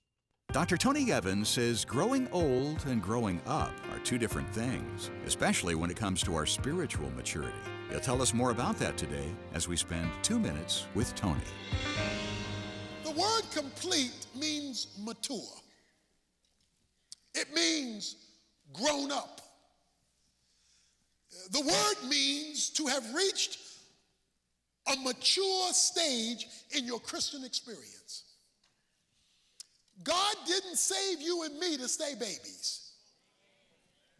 We all know it's possible that your chronological age doesn't necessarily equal your maturity. Many of us know grown folk who are still babies in terms of how they live and the decisions that they make. They have not matured with their ages. And let me ask you a question. If I had a magic wand in my hand and waved it over the crowd, and it was to reflect the relationship of your physical age to your spiritual age, if I waved the wand, how many would be sitting here in diapers? Because you've not grown up spiritually. To stand before the Lord complete or mature means that you have become a spiritual adult and have not remained a spiritual toddler. Dr. Evans has an extensive collection of messages online, something to speak to all the growth areas in your life. Browse our library today by visiting us at tonyevans.org. And be sure to join us next time for 2 Minutes with Tony. Recently, Darren called CareNet's pregnancy decision line. His girlfriend was pregnant, and he had doubts about how they could support and raise a baby. Darren talked, and we listened. When the pregnancy decision coach told him about the parenting classes and other help available at a local pregnancy resource center, Darren felt more confident that with some help, he and his girlfriend could choose life for their baby. Did you know that one of the most common reasons why women say they chose an abortion was because of lack of support from the father of the baby? CareNet has a specific focus on helping men be better fathers and promoting the importance of involved fatherhood. That's unique among most pro-life ministries, and it's part of CareNet's pro-abundant life approach. Save babies, build up dads and families, and transform lives through the gospel. Learn more about reaching and impacting abortion-minded men and check out our free resources at care-net.org. Click on Fatherhood at care-net.org.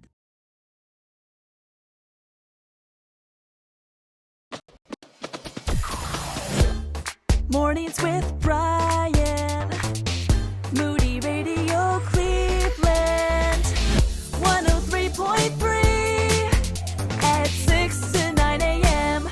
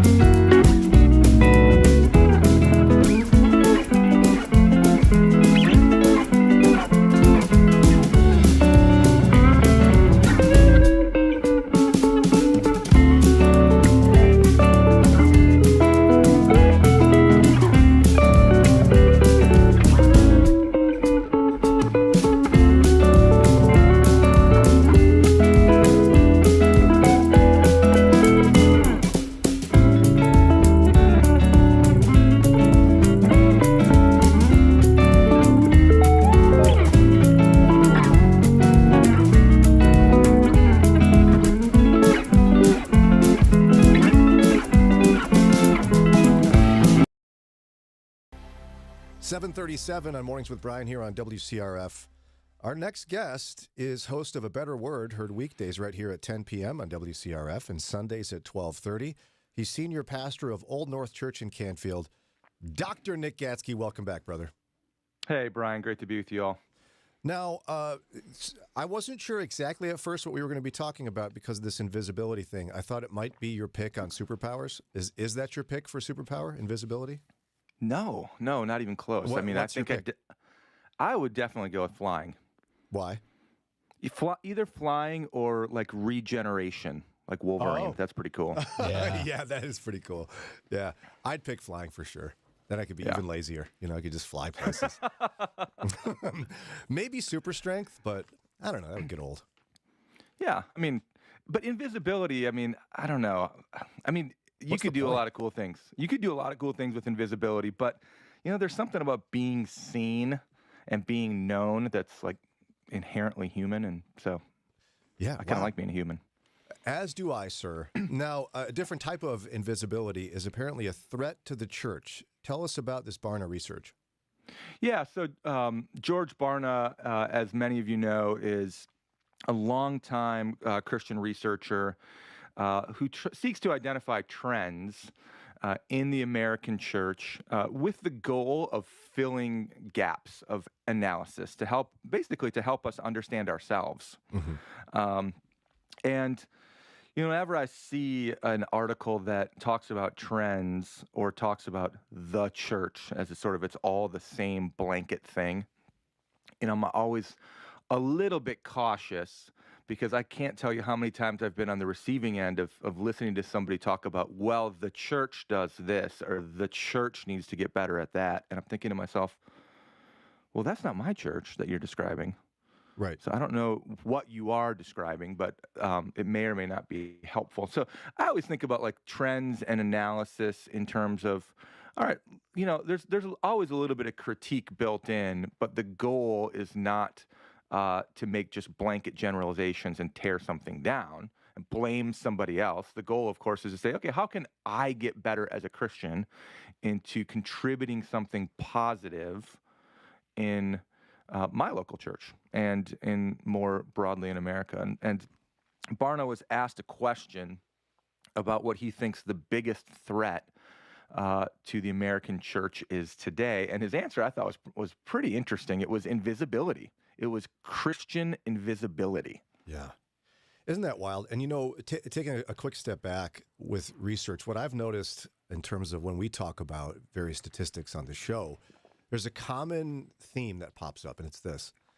Oh, I like that research. It's awesome. It's really helpful. Oh, yay. If I don't like the results, as it makes me feel uncomfortable or it's critical maybe of the church, it's fake. I'm sure there's a flaw in the survey. Do you see this in the way people respond to it? Yeah, I see it both directions. I see it definitely that direction. People, they want to adopt the information they like, and they want to reject the information they don't like, without a doubt.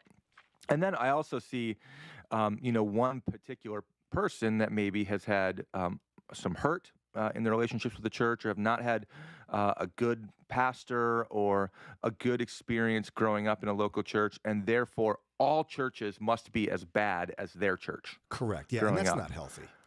No, neither one is healthy, honestly. We need to be mature enough to say, okay, if I hear some things that have credence to them, and even if they're uncomfortable, what does it mean for me and how I can grow and change? We don't reject critique or and because really that's an opportunity for growth, right? Yeah. So that's important. And to me, to be able to grow, you have to be able to speak some correction into my life. And if you're not giving me any kind of correction, if no one's like tweaking my approach or my words and saying everything you're doing is perfect, how can I possibly grow? Yeah, that's exactly right. And that's one of the great gifts of each other. We need each other in that way. And of course, we live in a time now where every little critique is blown way out of proportion and taken way too personally. And it becomes harder to have those refining conversations than maybe even it was 10 years ago. But that doesn't mean we should give up. Yeah, and see, to me, and we will get to the research in just a moment, but this is why we need church. Because that's where you build those types of relationships where people have permission to correct you. Yeah.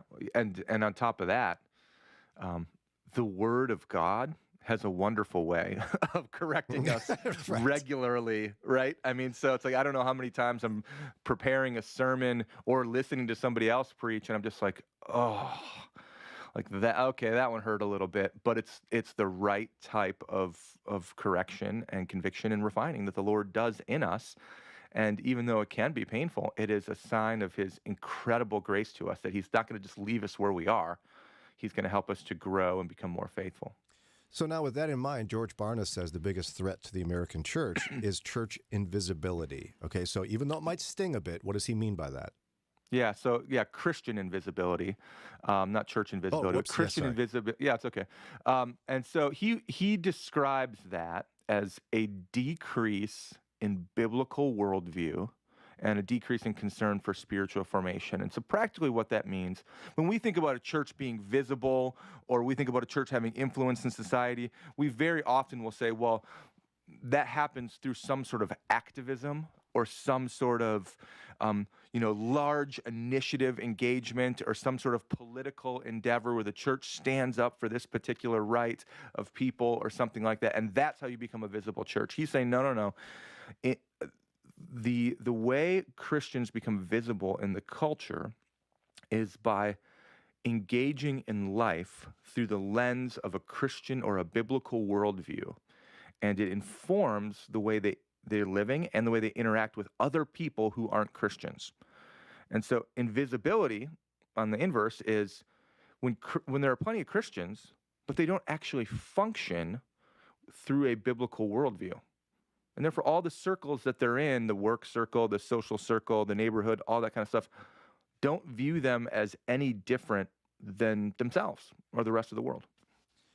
Yeah, and often that term biblical worldview would be framed as like, okay, so I have to have that at work. So that means that whenever someone does something that's against the Bible, I have to be sure I tell them they're wrong. Is that what that means to live out a biblical worldview in your life? No, not at all. It does mean, there are certainly times, of course, where the Christian has to courageously stand up for truth. But that doesn't mean you're the moral police. It doesn't mean that you're the one that's constantly ramming it down people's throats. It does mean, though, that your life is distinguished by the choices you make that are in line with the teachings of the Bible. Yeah. And maybe some time ago, a generation or two ago, that might not have looked so different than the world around us because we had a generally moral culture in America. But things are changing so fast that if a Christian lives by a biblical worldview today, you will be marked out as different. There's no doubt about it. So you're saying, while there are times when we are to take a stand, so to speak, for whatever that means in society today, most often a biblical worldview is just simply living your life conformed to Christ, and that's going to look very different than others. Yeah, absolutely. Okay. It's 7:46, time for a quick break. When we come back, we'll continue talking with Dr. Nick Gatzke from the program A Better Word, heard weekdays here at 10 p.m. and Sundays at 12:30. And he's also senior pastor of Old North Church in Canfield. We'll continue kind of unpacking this idea from George Barna, where he's concerned for the American church and that one of its greatest threats could be Christian invisibility. Pursue your passion for shepherding, teaching, and ministry leadership with a Master of Divinity from Moody Theological Seminary. And new for fall of 2025, you can earn the same world-class degree in a shorter amount of time. We've reduced the amount of credit hours to earn a degree. It's flexible, too. Take classes online, on campus at our Chicago or Michigan campuses, or interchange between all those options on a class-by-class basis. Get started today at moody.edu/MDiv. Looking for answers to life's questions from a trusted voice? Want to take the next step in your faith journey but don't know where to begin? You're not alone. Join the community over at the new Bold Steps app for engaging content that addresses everyday life questions with candid, topical teaching from the Bible. Perfect for iOS and Android users, the Bold Steps app is available at your favorite app store. Download it for free today. Like a seasoned angler, our enemy, the devil, opens his tackle box and selects the lure most likely to attract his intended prey. The lure is a lie. Each lie we bite on causes us to feel pain. injure a relationship, or miss out on God's intended purpose for our lives. Are lies holding you back? Discover the power of the truth. Lies Men Believe. Available at moodypublishers.com. Keeping your eyes on Jesus in a changing culture can be difficult. Let us help. It's Mornings with Brian on Moody Radio, Cleveland. 7:48, if you're just tuning in with us, is Dr. Nick Gatzke, host of A Better Word, heard weekdays at 10 o'clock p.m. and Sundays at 12:30. Don't miss it. A curiously handsome voice is with him on that program. You'll have to listen to find out who that is.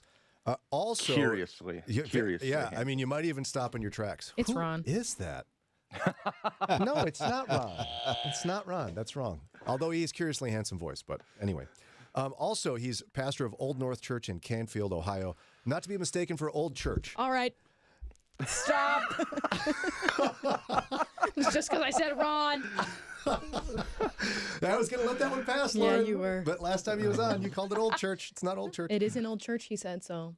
Well, Yeah. So. I mean, yeah, it's old-ish.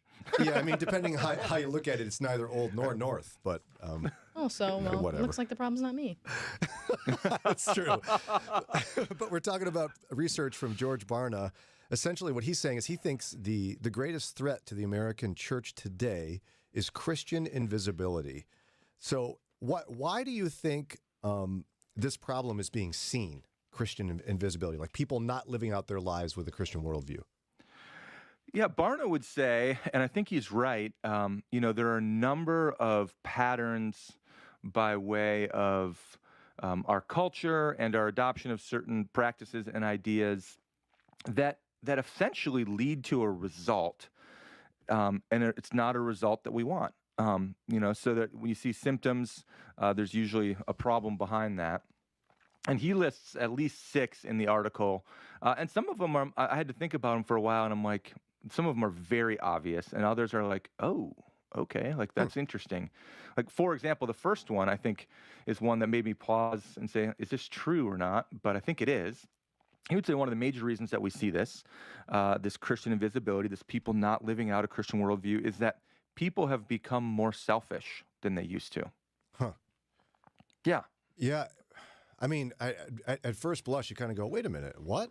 But no, I think self-focused is not only an American cultural ideal, but a social media prerequisite. It's like, it's all about you. And the scripture says the opposite of that. Yeah, and I think even when you look at the ways that we spend our time, the ways that we spend our money, I think a higher percentage of it is directed toward the self, or even like my own family unit, than maybe was in years past. So he says that contributes. If you're selfish, and he doesn't extrapolate in the article, but if you just extrapolate a little bit, if you're selfish and you think there's going to be some kind of risk for you living out a Christian worldview in your workplace, then you're not going to take that risk because you don't want the cost, right? Right. And you'd rather just, in the interest of self-preservation or self-reputation with the society around you, you just put it in your pocket and leave it there. And yet, in terms of like Christian conduct, it's not even that hard to put others first at work, right? I mean, I guess it's kind of hard, but it's an easy way to live out your faith. Work. Well, I suppose so. Yeah. Yeah, it depends upon your work. It depends upon your personality and disposition. I mean, some people are just inherently. I mean, we all have different, sin predilections, I think, and some people are just inherently much more self-centered than others, right? And so, yeah, it's difficult. But I mean, to say. no one's asking you to preach on a street corner at work. If it's just as simple as try as much as you can to put others first, it's not that hard. For you, Brian. For you. Right, Lauren? Huh? Don't you feel like you're first all the time? No answer, Cricket. she says. Cricket. No answer. Okay, what's another symptom, I guess, or a reason this is a problem? Yeah, Barna would say pastors have become less Bible-centric. Huh. And yeah, I think he's right about that in certain circles. Certainly you. It's not. Well, I hope not me, because that's a core conviction of mine, is to have the scripture front and center in everything that we do. But there has been a trend in the American church in the last 50 years or so that has moved a step away from a really solid Bible teaching type of core. And that's more toward inspirational living. It's more toward, I'm going to give you 5 tips to become a better X, Y, or Z. I'm going to engage the culture around me a lot more and the Bible a lot less. A lot of different things going on there and reasons behind it. But the result of that is that if the pastors have become less Bible-centric, then the Christians are less informed by the Bible. Yeah. No, it's true. It's true. I see it. Yep. So another one that he gives, I think, which is always hard for all of us, but important nevertheless, is he says that families have invested less time and energy in spiritual growth, especially of their children. Yeah. It is a hard one. I'm glad you said that, but it's true. I can't say it's wrong. Yeah, and so and the question is why? What has replaced it? Well, there's a lot of things that have replaced it. TV has replaced it. Tablets and technology have replaced it. Very busy lifestyles have replaced it. 2 parents working and all the dynamics with that creates a different type of juggling than it did, when there was a more traditional, 1 income home. Kids' sports, of course, there's lots of pressure. After school activities, there's a bountiful reasons why that's the case. But nevertheless, it is the case. Right. Yeah. What else did he list? There's more reasons. Yeah, a couple more. Media has influenced the church more than the church influencing media. Yep. On a wider scale, he says a lack of biblical training from seminaries. What do you make of that? Which is, I think that we see that in a couple of different ways. I think number one, seminaries, for those who aren't familiar, seminaries are the graduate programs that train people for ministry. And so think about a master's level course that's usually a master's divinity is 3 years, typically full time. And over the last number of years, there's a couple of things that have happened in the seminaries. Number one, because enrollment is shrinking, there is a pressure to make seminary faster and more affordable. And so to stay in the game, to draw students. Mm-hmm. And so you see a lot of seminaries across the country who have cut their degree programs down to try to entice students. You can be trained faster, which in and of itself sounds great until you realize you're trained faster, but you're not trained as well. Correct.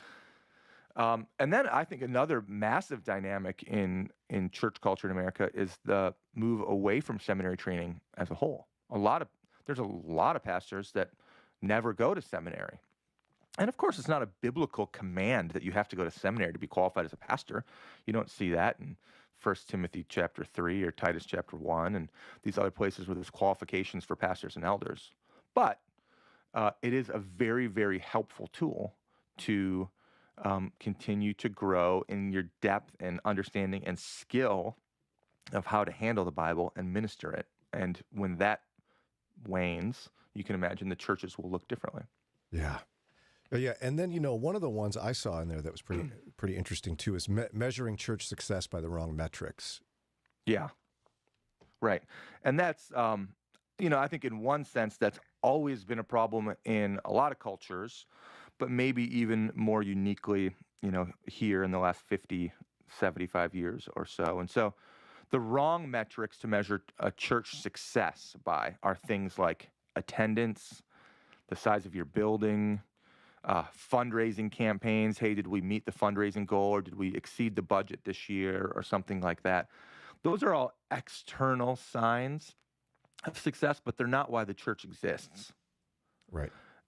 And so the church, the metric of a success for a church is really hard to measure. It is growth in faithfulness by the Christians who are there. And that's hard to measure. That's the metric. It's hard to measure. Super hard to measure. So let's pump up all these things that we can measure. Yeah. So how do we kind of shift the tide on this to make Christians less invisible in culture today? Yeah, I think two things that Barna mentions that come to mind, and I know there's more, and they sound simplistic. I think, when you just state them as such. But for some people, for some churches, it becomes a category shift that is vital. And the first one is just very simply this. Let's go back to the Bible. It sounds so simple.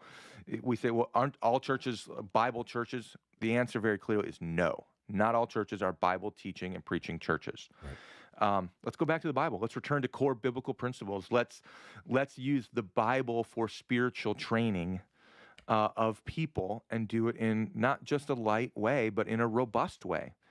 When Christians engage the Scripture, God's holy word that is meant to build us up and equip us to last from this day all the way until our death or Jesus' return, when we function through that grid, when we know it, when we understand it, when we see a tough experience in life and we filter it through that grid, that's living out Christian worldview. And we can't do that if we don't know the Bible. Correct. Secondly, again, sounds simple, but for some it's going to be a category shift, which is invest in training our children. Care more about training your children in your family than you care more about whether or not they can hit a baseball really well. Care more about training your children in the Lord than keeping them entertained.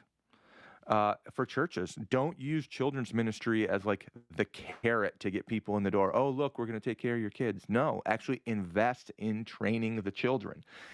They are the future. They're the next generation. And, the statistics of the nature of conversion and growing up in a Christian home and how that sets somebody up for spiritual vibrancy are profound in their nature. And so let's continue to do that. Yeah.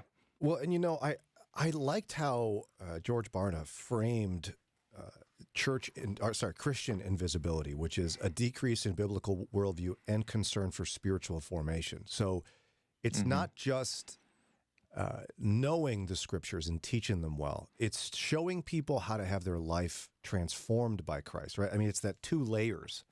And I think you're pointing to that. It's not just that we know it, it's that it changes us. Yes, it's that we live in it, and that's the functioning in the worldview. There is the head knowledge for sure, but we need to live in this reality. And Brian, and I know, the opportunity for us right now and going forward in this culture is profound. I mean, we have maybe one of the greatest opportunities in the history of the United States of America to live this way, because the culture is moving away from God in a way that it hasn't in the history of our nation. Right. We need Christians to exercise this sort of persistence and fidelity and courage and care. And as they do, I do think the kingdom of God will continue to expand. God will continue to save more people. Will continue to influence organizations, influence media, influence politics, all kinds of things. But it comes when Christians live like Christians, not like the world. Well said. Again, Dr. Nick Gatzke has been our guest. He's host of A Better Word, heard weekdays right here at 10 p.m. and Sundays at 12:30. Also, there's a podcast where you can catch the program and listen to them all day long if that's what you wanted. And it'd be a great day if you did that. Also, you could visit them at Old North Church in Canfield, where he's senior pastor. Folks want more information about both of those ministry endeavors. How do they get it? Yeah, you can go to oldnorthchurch.org or abetterword.org and reach out. We'd love to hear from you.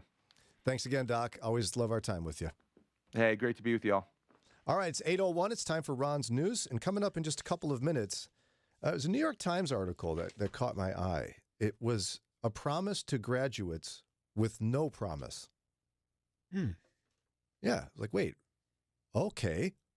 And I think it's pretty powerful. We'll chat through that here, as it is graduation season, in just a minute. Mornings with Brian on Moody Radio Cleveland, WCRF Cleveland, WVMS Sandusky, WVML Millersburg, WVMN Newcastle, WVME Meadville, WVMU Ashtabula, and everywhere with the Moody Radio app or at moodyradio.org/Cleveland.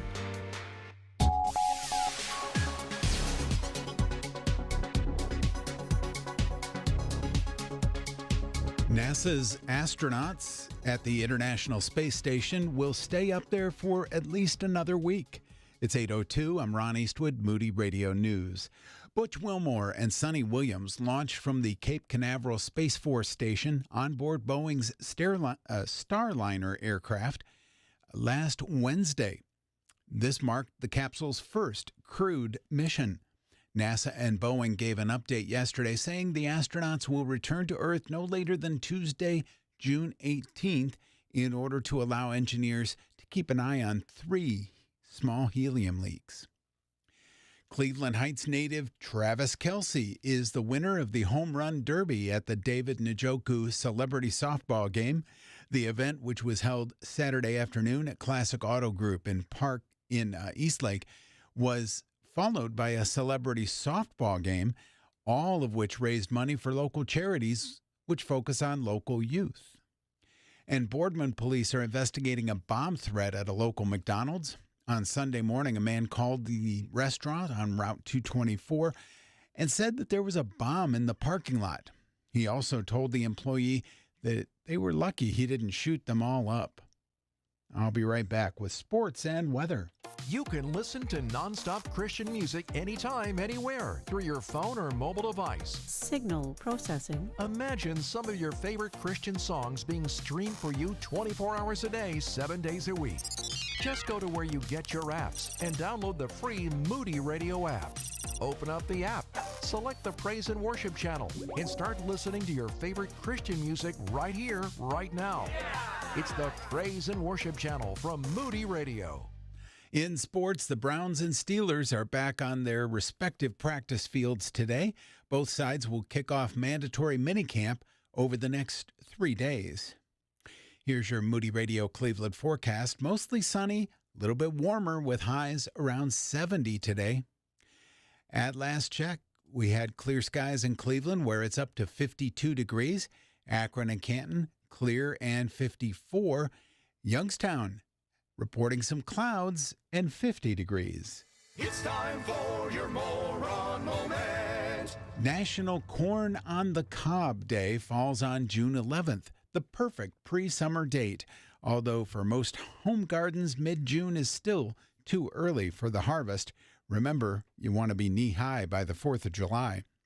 If you plan on doing the picking yourself, here's a trick to spotting when the corn is ready. During the milk stage, the kernels are still soft, and there's nature's way of saying, come and get it.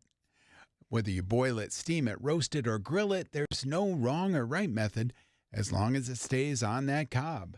And that's your Moron Moment. And you'll find that on our Facebook and Instagram. It's 8:05. With Moody Radio News, I'm Ron Eastwood.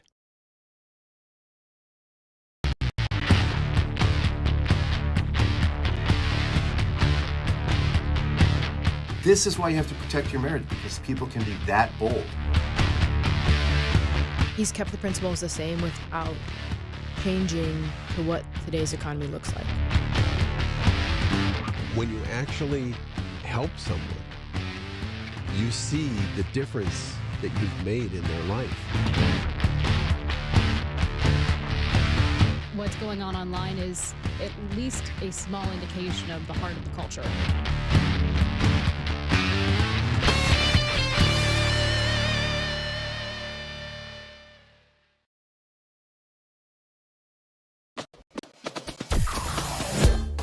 Mornings with Brian. Moody Radio Cleveland. 103.3 at 6 to 9 a.m.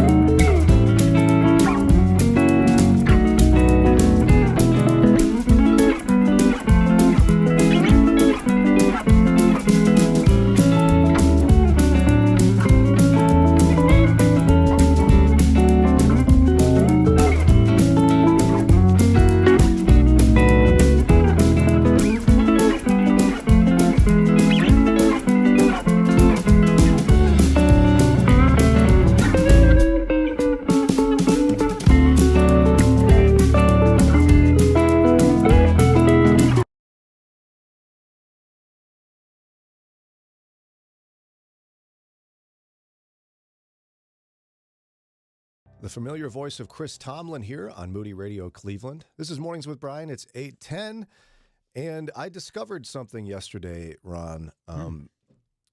Our show is much nerdier than I realized. Nerd alert!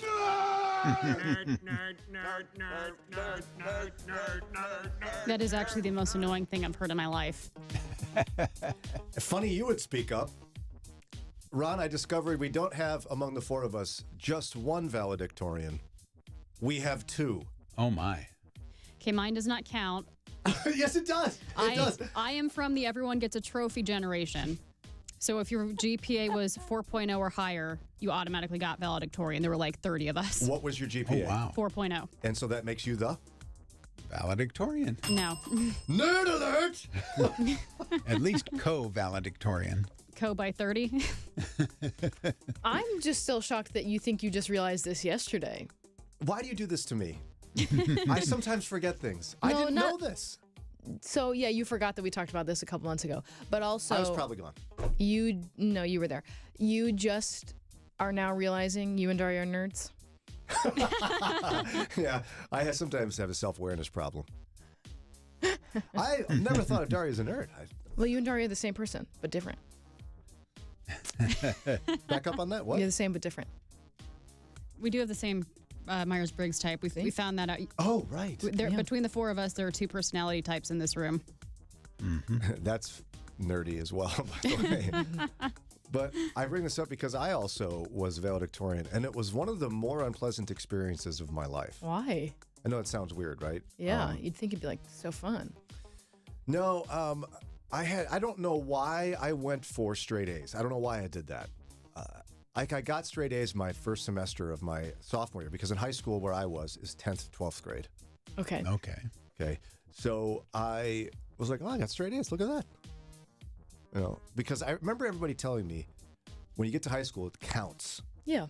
Now it matters. Right. Like you could do anything you want in younger grades and no one cares about that. They'll never find out how bad your grades were in 7th grade or something. And so I did it. I was like, well, I wonder if I could do that again. And I just kind of kept going. But I was a regular kid. Like we had AP in our school. We had all the acronyms and You all didn't the do smarty AP pants. stuff? No, not once. Okay. Didn't want to.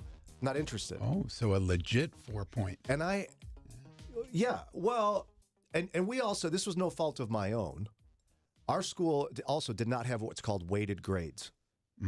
So you, oddly enough, Daria, you had weighted grades at your school, but it didn't matter. Yeah, at one point I had like a 4.3, I think, because I did take AP classes, and then I went to like a tech school, and that wasn't weighted, so it brought my GPA down. Nerd. My GPA was at 4.3. No, I'm just teasing because I can say that because I'm also a geek here. But so a school that has weighted grades would be if you're taking AP class, honors class, you actually would get more than an A in numbers.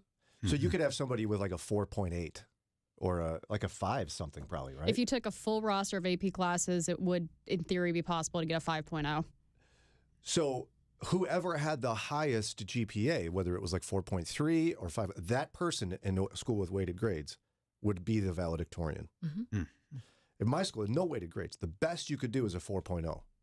Regular track courses and honors classes weighted the same. So we had probably like 6 or 7 valedictorians. Okay. It's not my fault. I didn't make that rule.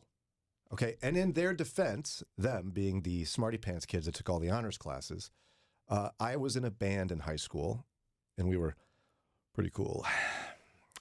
And so my senior year, I was playing a lot on weekends and such. And so I had a pretty light course load. As in my last semester of senior year of high school, I was in concert band, jazz band, stage band, and study hall in the band room. And there might have been a second study hall in the band room, but I don't remember for sure. So 4 of my classes were in the band room. So, okay, they might have been in AP chemistry. You were in band. I was making music. So you cheated. You have to be smart. Cheated? That's not cheating. I completed all the course requirements for graduation and got straight A's. I did. And I had to work really hard. I remember I studied so many hours. I had to be a try-hard to get straight A's in regular classes. I didn't take AP because I wasn't smart enough for it. But when the announcement came out about who was valedictorians, My friends didn't believe me, Aw. and the smart kids were like ridiculing me. They were mad.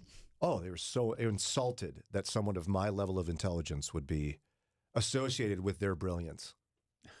I mean, I was getting people talking junk about me on all sides.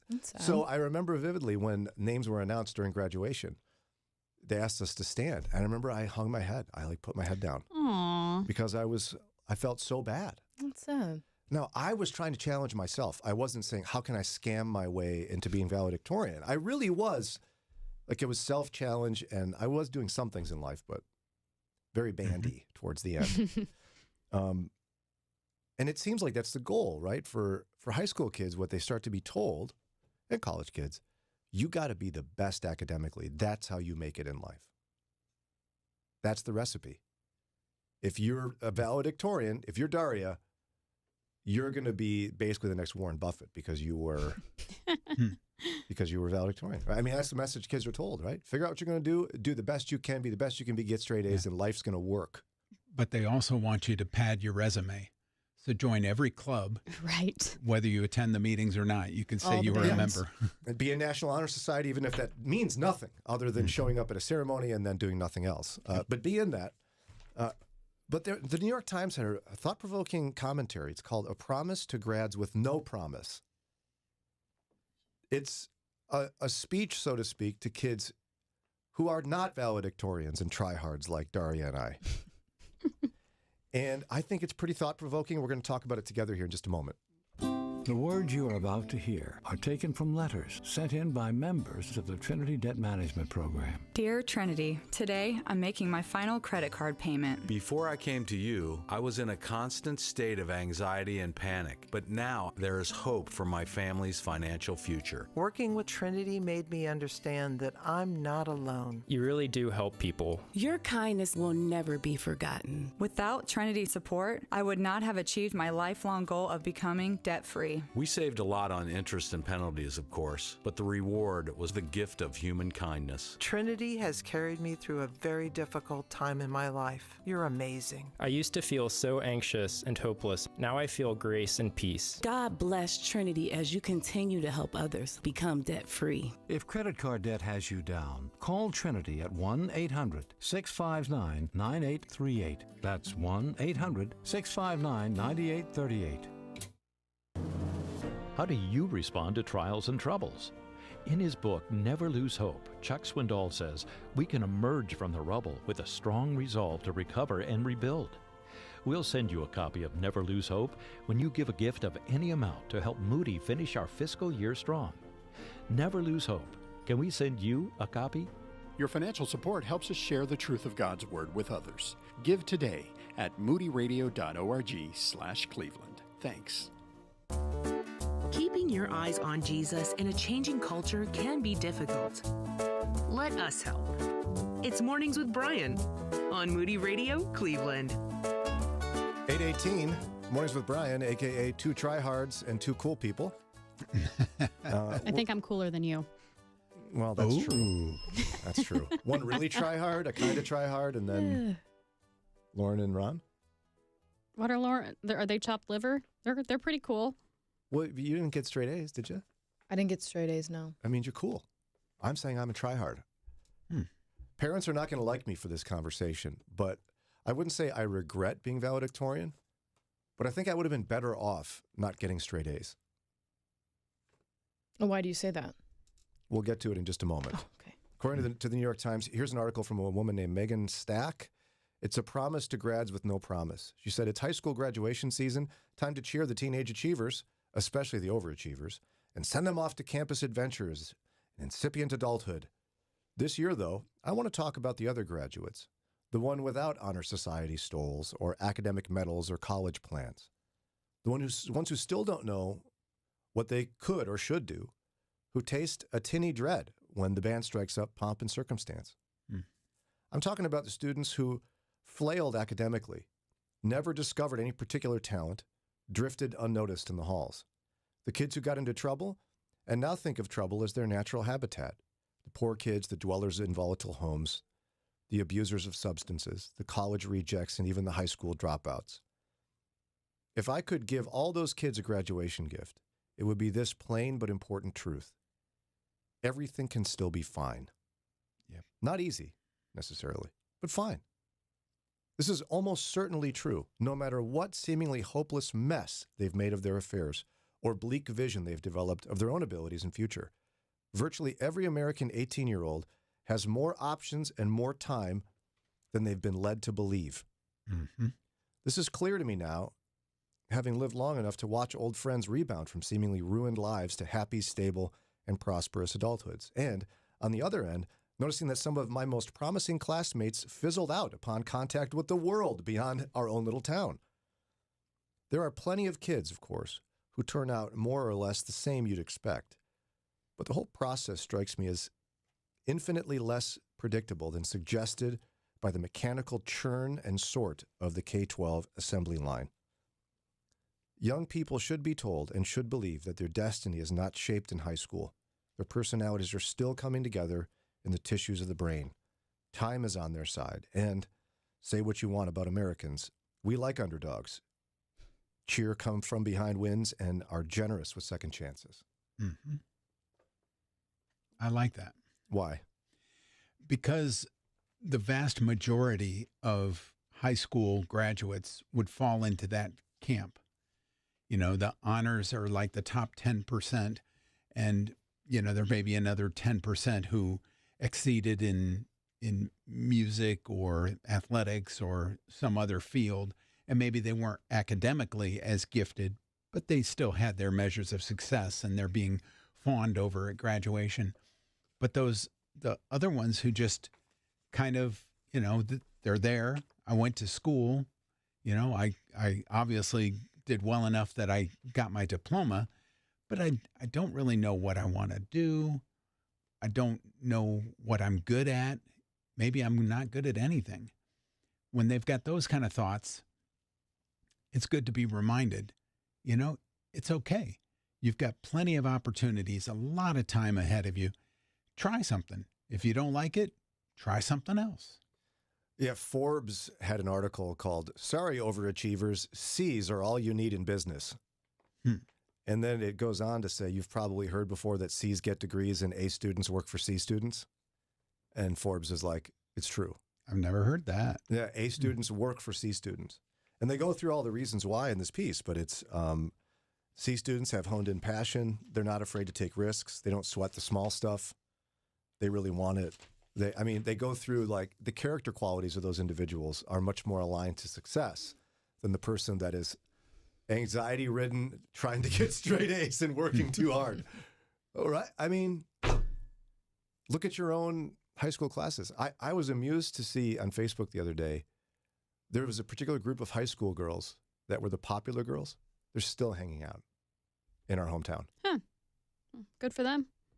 I mean, in some respects, yes. That's what they want to do. If that's what they want to do. But, you know, you have these conceptions of what success looks like. And he tells a story, or she tells a story in this New York Times piece that's pretty powerful. She says this: in my senior year, one of my friends got pregnant with her shambolic boyfriend and decided to have a baby and keep the baby, of course. When I went off to college, she stayed behind in her parents' house in the next town, working in a coffee shop and eventually taking classes at a community college. I visited her when I came home on breaks. She seemed the same. Deep dimples and wry jokes, and I'd hold her baby awkwardly and pretend to think it was exciting that she was a mother. Secretly, I was horrified. We'd been young together, sharing coffee and in the donut shop and looking at starless nights and laughing until we choked. Now she languished on a barren suburban street, cartoons squawking, coffee tables sticky with leaking sippy cups. I couldn't believe she'd gotten trapped like that. As in, her friend is such a failure, you know. Oh, no. Now that friend lives a few hours from where we grew up, in the kind of scenic New England town you visit and take pictures of the fall leaves. Time unfolded well for her. She got her nursing degree, worked in hospitals, met a new man, had another baby. As we moved deeper into adulthood, Facebook started to suggest that her positions had reversed, that she now luxuriated in a freedom I had lost. As I slogged from the milky, sleepless mess of early motherhood to the chaos of toddlers in elementary school, she was launching her own kids into adulthood and taking up mountain biking. I had raggedy nails and new circles under my eyes. She had a golden retriever, a Tesla, and spontaneous getaways with her husband. Now, not to say all of the decisions in there are good decisions. I think it goes without saying on a Christian station. We could go in commentary about that, and we're not gonna. But it's that, like, we do that. Oh, no, you've made a mistake as a high school senior. Oh, too bad you're doomed Your forever. whole life is ruined. Right. Yeah. To what extent have you guys seen this play out in your own lives? I've seen it. I think we need to remember that success looks different for different people. So I've got one friend from college who just barely skated by. Honestly, I think people are kind of impressed he graduated.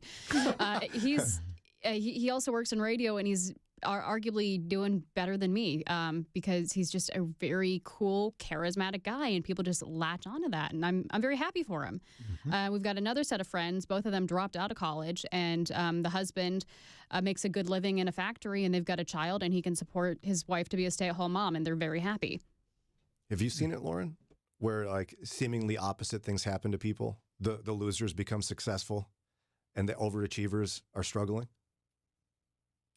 Yeah, I think so. I don't know if I have specific examples just right off the top of my mind, but I think we just make someone being 17 and 18 and they have to make these huge life decisions and it changes their entire life when that's not true. I've lived so many lifetimes since I was 18.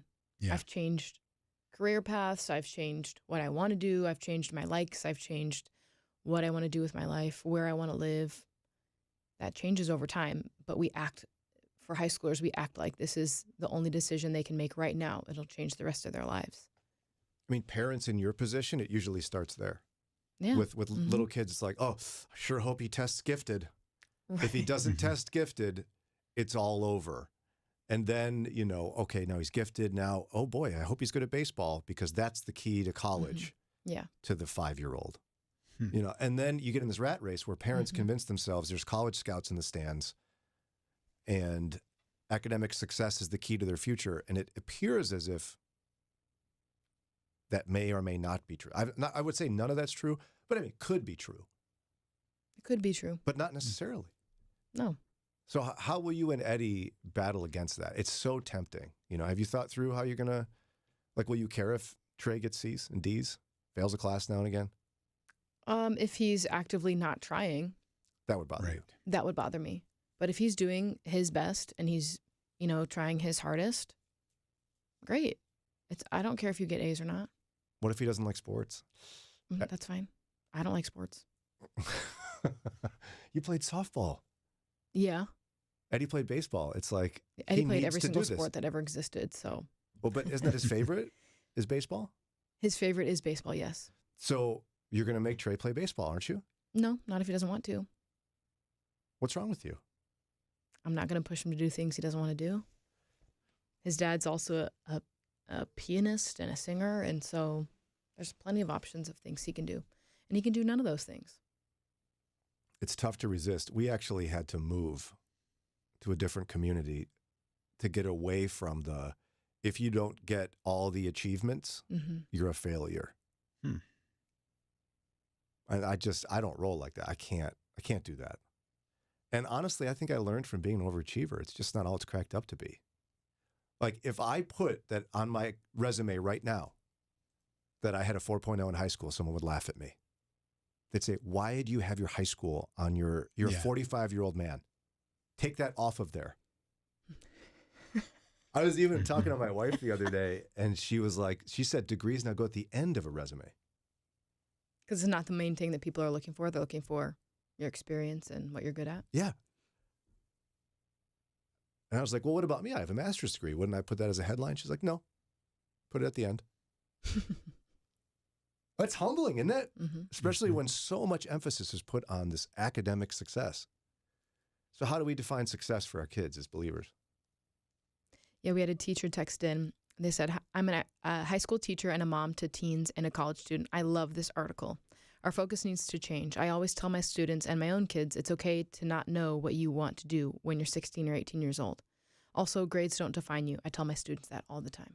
It's so true. I'm so glad she tells her students that. Sarah and I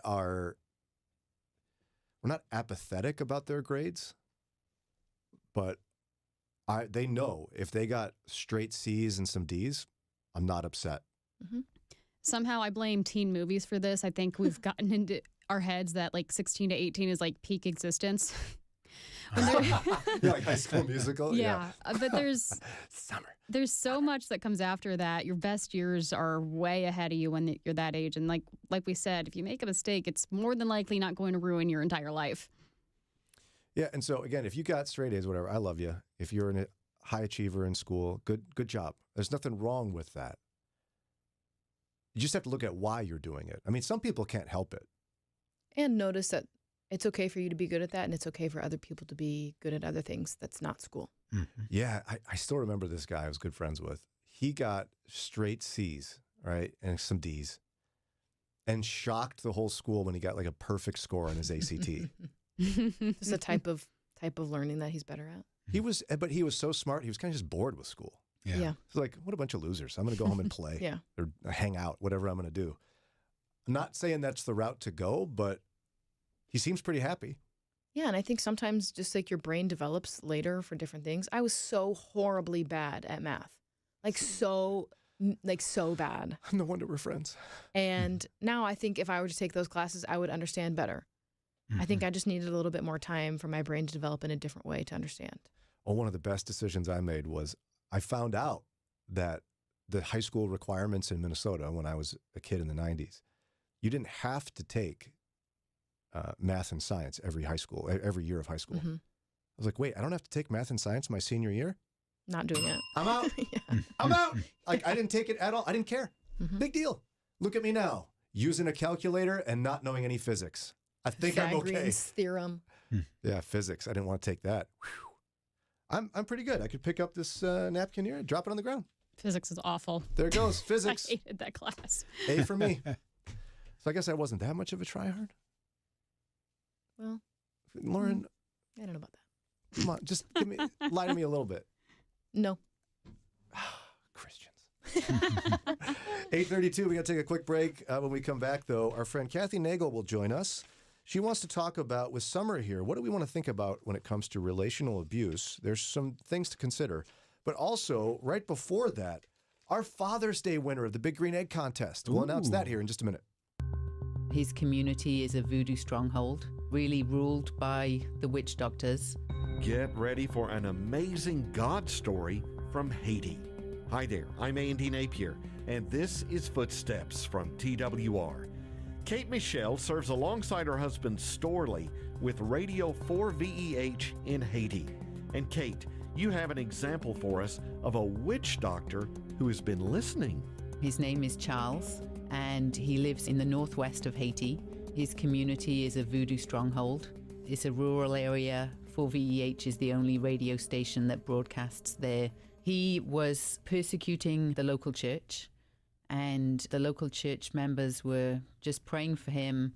Eventually, he went away, and one day he came back and he asked the pastor if he could have a radio, because he had seen the local pastor who we partner with giving out the solar radios that are tuned to 4VEH. And he wanted a radio so that he could listen to the soccer results on 4VEH. And one day he forgot to turn the radio off after the soccer results, and what comes next is a preaching program. He heard the gospel, and immediately after that program, he called the local pastor and said, I want to pray to come to Christ.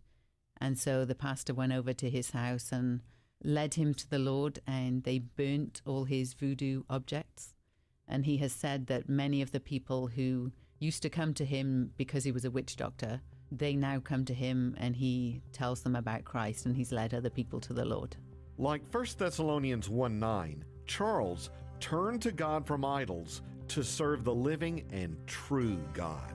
To learn more about the work of Radio 4VEH in Haiti, go to twr.org/footsteps. Footsteps is a production of TWR. Let's see, if something costs less, but people are happier with it, that sounds like something to look into, and that is MediShare. And maybe you've heard switching to MediShare to pay for healthcare can save many families up to $500 a month, and that's huge, but It's also true people are way more satisfied after making the switch, too. The member satisfaction rate for Medishare is double that of the typical health insurance plan. Double. Medishare works, too. It's been around for 30 years. Members have shared more than $5 billion of each other's bills.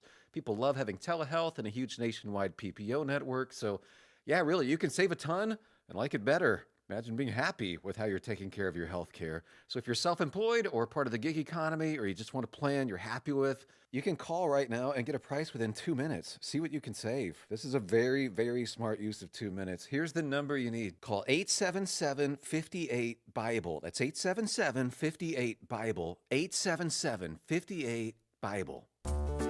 Keeping your eyes on Jesus in a changing culture can be difficult. Let us help. It's Mornings with Brian on Moody Radio, Cleveland. Well, here we are. It's just about time to announce the big winner. We had a Father's Day contest running of the Big Green Egg. It's a griller, smoker, brick ovener thing. And on top of that, we had a book bundle from Moody Publishers. Yes. And we had lots of people entering to win this thing. Mm-hmm. Is the drummer awake? Do you want to do it? No. The winner is Jeremy from Louisville. Jeremy, you did it. Now, I don't know if this is for you, if you're going to keep it, you're going to give it to your dad or your uncle, your brother or somebody, but either way, congratulations to you. You've got the Big Green Egg and the book bundle from Moody Publishers. Congratulations, Jeremy in Louisville. All right. Exciting. We had over 1,000 entries just for our You station. stop that. Wow. No, I'm serious.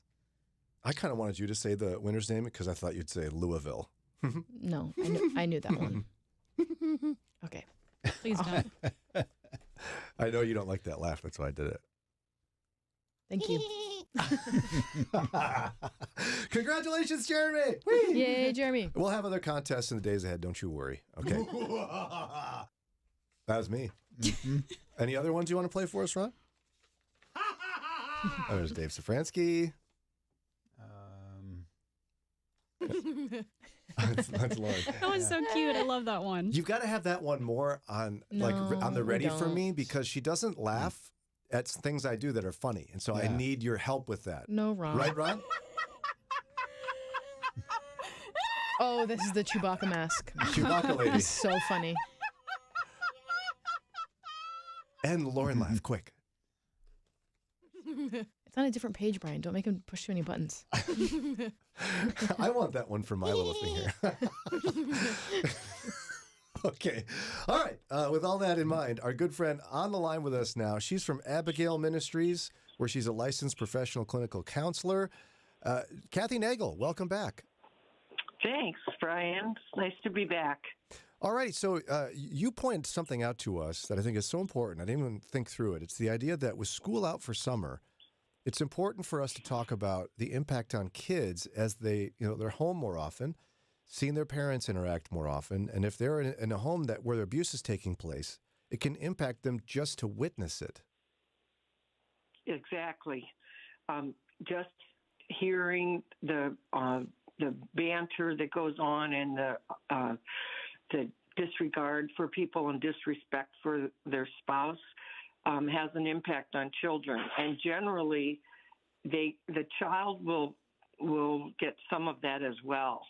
After they're there, if a husband, and I know this can go both ways, but Abigail Ministries deals with supporting women that are in abusive relationships and helping them to navigate that in a Christian way.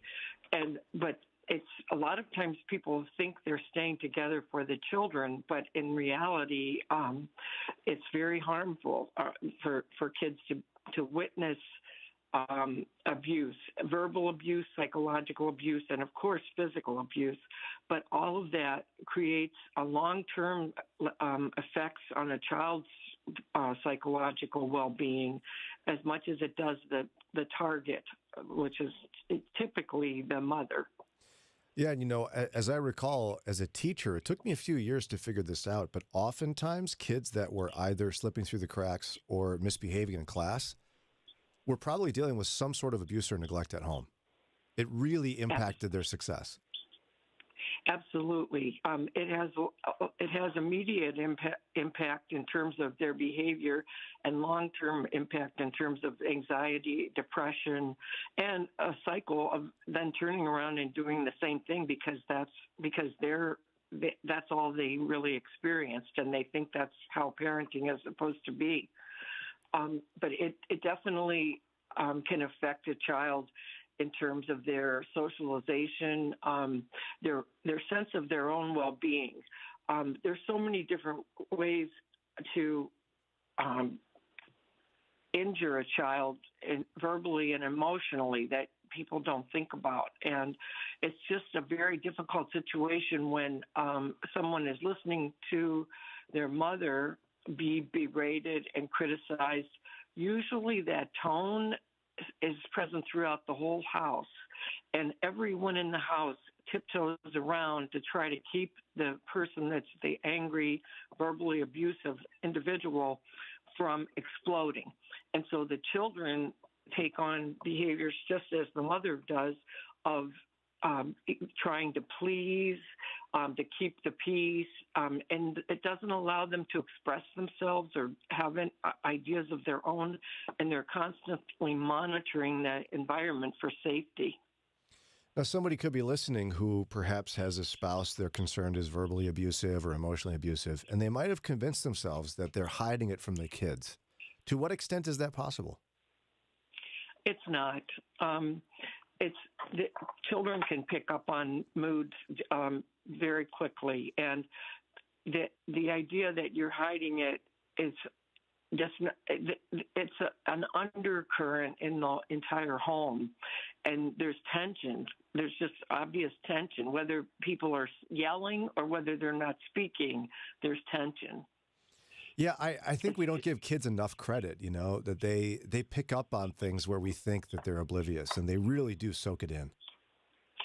They do. And I would say that in most instances, if a husband is being verbally abusive to his wife, he's also being critical and demanding of his children. At least one. Yeah, now, he may pick out one as a favorite. That's an abuser's tactic in a family, is to pit the children against one another, just to create that air of controversy and conflict. To what extent is that a conscious decision, do you think, for the abuser to have a favorite child and then pit kids against each other? I really don't know the answer to that, Brian. I think that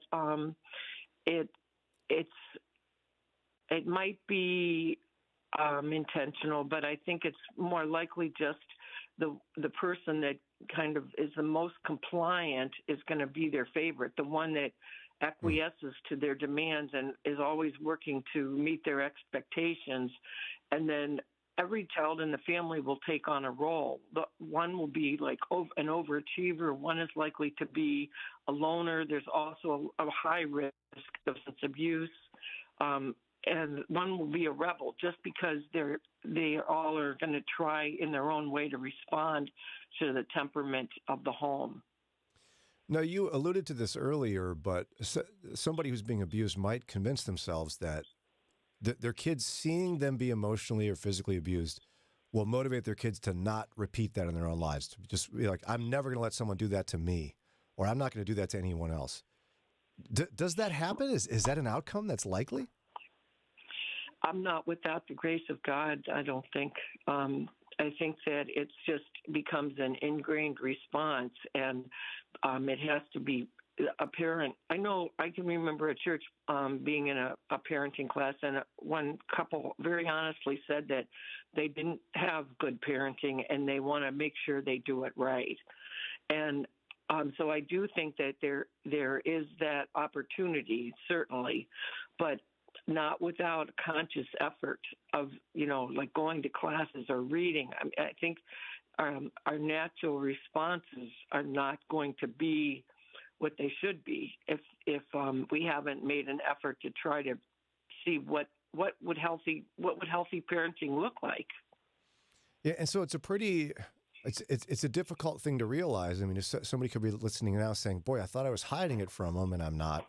And I thought they would choose something better than what they see, and that's also unlikely.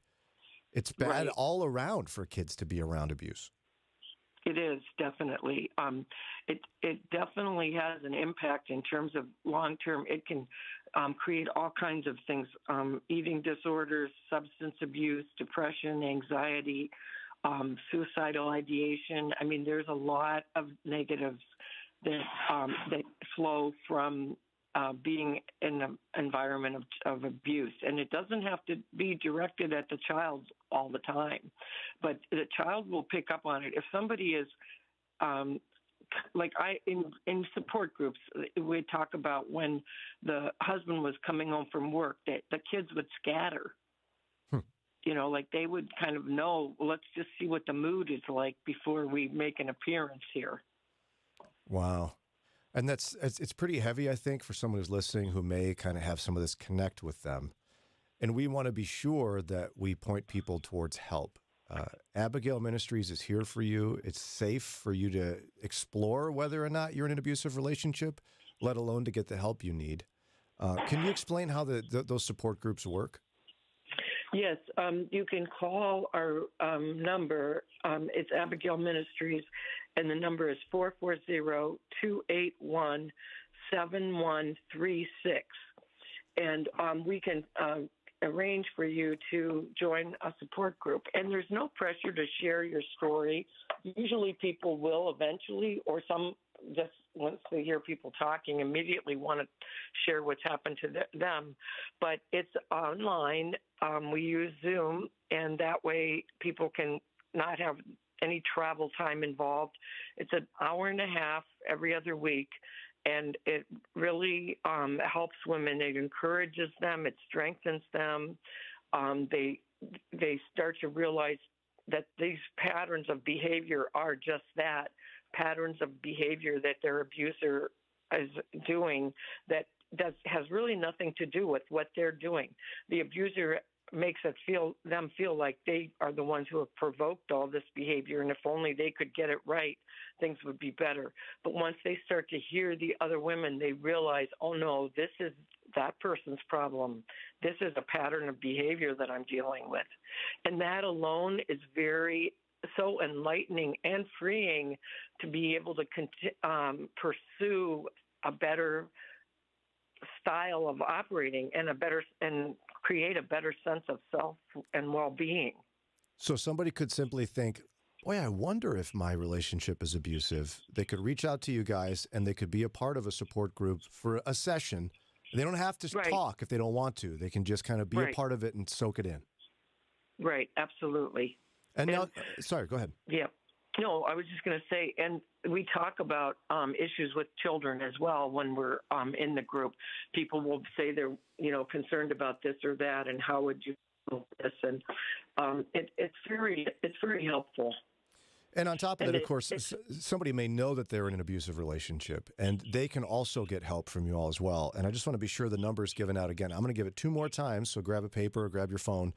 The number for Abigail Ministries is 440-281-7136.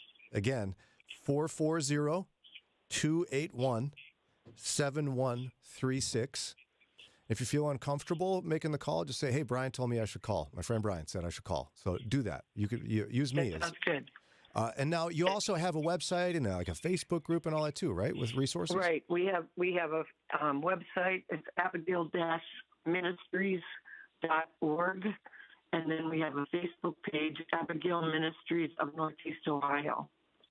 Again, Abigail Ministries of Northeast Ohio. Yeah, go ahead. Pardon? And what kinds of resources are on there, Kathy? Oh, like book recommendations, videos from people that YouTube videos of different topics, just lists of things that you can do or that I help you to like. Oh, there's a questionnaire on there. Am I being abused? And it's from Leslie. She's the author of The Emotionally Destructive Marriage.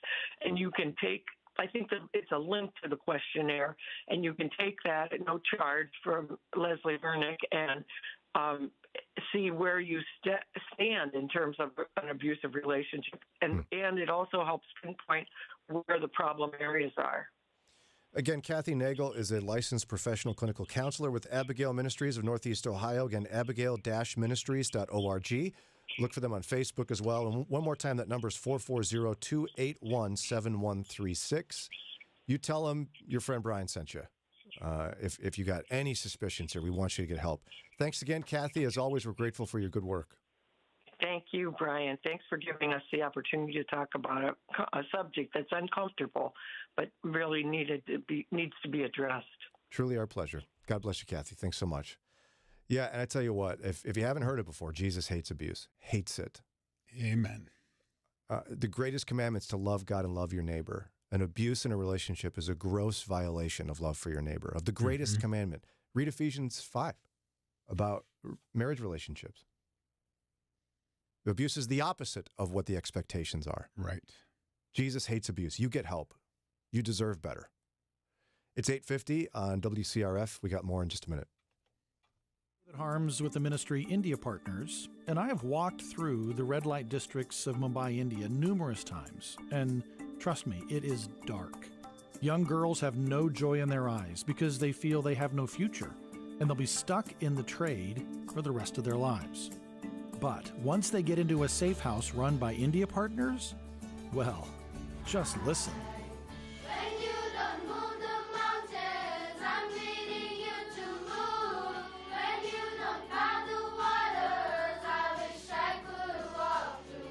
That is God at work, which is why for the last year we've shared powerful stories of safety, rescue, and care happening through the India Partner Safe Houses. These girls are safe from harm, well cared for, and introduced to the transforming and healing love of Jesus. Learn more about the power of rescue and care in a safe house at indiapartners.org/Moody. Me and my husband are having issues. How do I, knowing what my love language is, guard my heart and protect myself? Those questions are for Dr. Gary Chapman, New York Times bestselling author of The 5 Love Languages. And you can ask a question about your relationships by calling 1-866-424-GARY. You might hear an answer on an upcoming Building Relationships with Dr. Gary Chapman. Call 866-424-4279. They say family knows you best. Here's Brian's older brother with a message for you.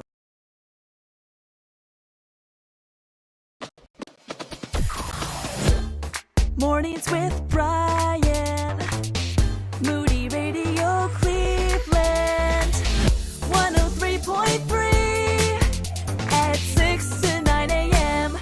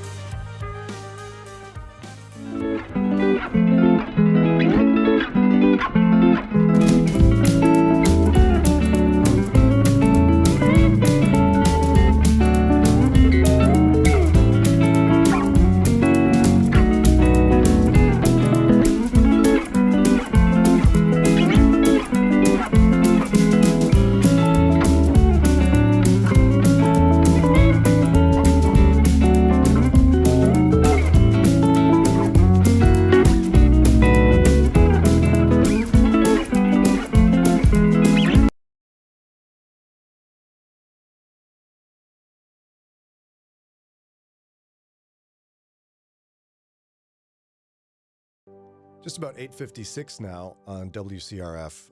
Just a few minutes left, and it's worth sharing. Lauren, you made a TikTok, as they say. Yes. About your son, Trey. Yes. And one of his new habits. What's happening at home?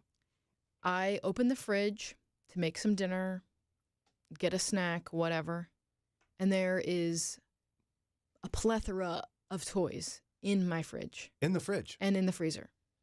Tractors, Legos, magnets, Lego cars. They're just sitting in the fridge or in the freezer. What does he say when you ask him about that? I don't know. I don't know if he knows what he's doing. Or you just laugh? He's just like, yeah, you just got to put him in the fridge. That's just the answer. He's just playing. It just Yeah, he's doesn't, just playing. there's no It's a thought behind tractor. it. No. Hello. Yeah, it has to go in the fridge. And then he asks, will it melt? No. Will it melt in the fridge? Okay. Oh, because he's learning like the hot, cold. Yes. Wow. I mean, it seems if I was going to play with toys, I feel like putting them in the fridge And we would be just cool. like aren't taking them out. We just leave them in there. Like, there's been a tractor in my freezer for at least a week, just sitting there. Did he forget about it? Yeah, probably. Does he just say, "Hey, look what I found," or "Happy early birthday"? Yeah, usually he'll pull them out like soon afterwards, like while he's playing. He like puts them in there, goes does something, like comes back to them. But there's been some stuff in there for a while, and we just didn't take it out for several days. I just open it and it's sitting there. It just lives there now. Yeah. Because you're busy and you're laughing like, oh, haha, that's funny. Or you're just... Yeah, I'm not trying to bother him while he's playing. Then he's not bothering you. Yeah, exactly. Then he's not asking me questions. He's minding his own business. I bet you did weird stuff when you were a kid, when you were playing. Oh, yeah. Okay, here we go. Buckle up, I was I'm ready. really into the borrowers. You guys know what that is? Vaguely. Explain. So it was like tiny people that live in your house. Okay. And then like your stuff would go missing because the borrowers. But the whole story was about the little borrower people. Okay. So I literally made matchbox beds for the borrowers at my house. In case they were tired. Yes. That's cute. And you put like So Kleenex cute. in the matchbox for their little blankets. Mm-hmm. Oh. I also played, we had some big rocks in their backyard and like, not like rocks, like boulders, like that you could climb on top of. And I played that I was an angel allowing people into heaven. Or not. Very nice. Or not. So I suppose the sister you were unhappy with wasn't going? Yeah, exactly. They had to come up to me at the rock, tell me their sins, and I got to decide where they were going. You had them confessing? Yeah. Wow. Totally. Did you express disgust at some of their sins in Probably, the I'm process? sure. Wow. Look at your little mind processing theology. Exactly. You were not king of the mountain or queen of the mountain. You were I was the angel of the mountain. You were like St. Peter letting people in the gates. Yeah. Which Or is, not. by the way, not how Or it not. works. Or not, to be clear. Oh, that's sweet. That's fun. Is it sweet? That's just cute. I think it's just a cute little funny thing Yeah. that kids do. Then, of course, you have the classic dog bowls, and you pretend that you're a dog. Yes, and you of course. eat food out of it, drink water out of it. I don't know that I did that. Daria did that, it sounds like. And you make your hair into I think pigtails, so. so then they're ears. Obviously. Really? Oh, yeah. Oh, that's cute. I don't think my You kids got ever did into that. it. You're like cosplaying. Oh, yeah. Yeah, you didn't go halfway. You were all in. Yes, you have to have pigtails for ears. Did you? So you're like, mother, put my hair in pigtails. I'm a dog now. That's right. Did you make her like pet you and? I assume so. Mom, text in, let us know. But probably. She would talk to you and you'd bark back. Probably. I don't know. You were a fun kid. I guess. She was the first furry. I think I used all my imagination like too much, and now I don't have any left. you got a lot of imagination. I don't know.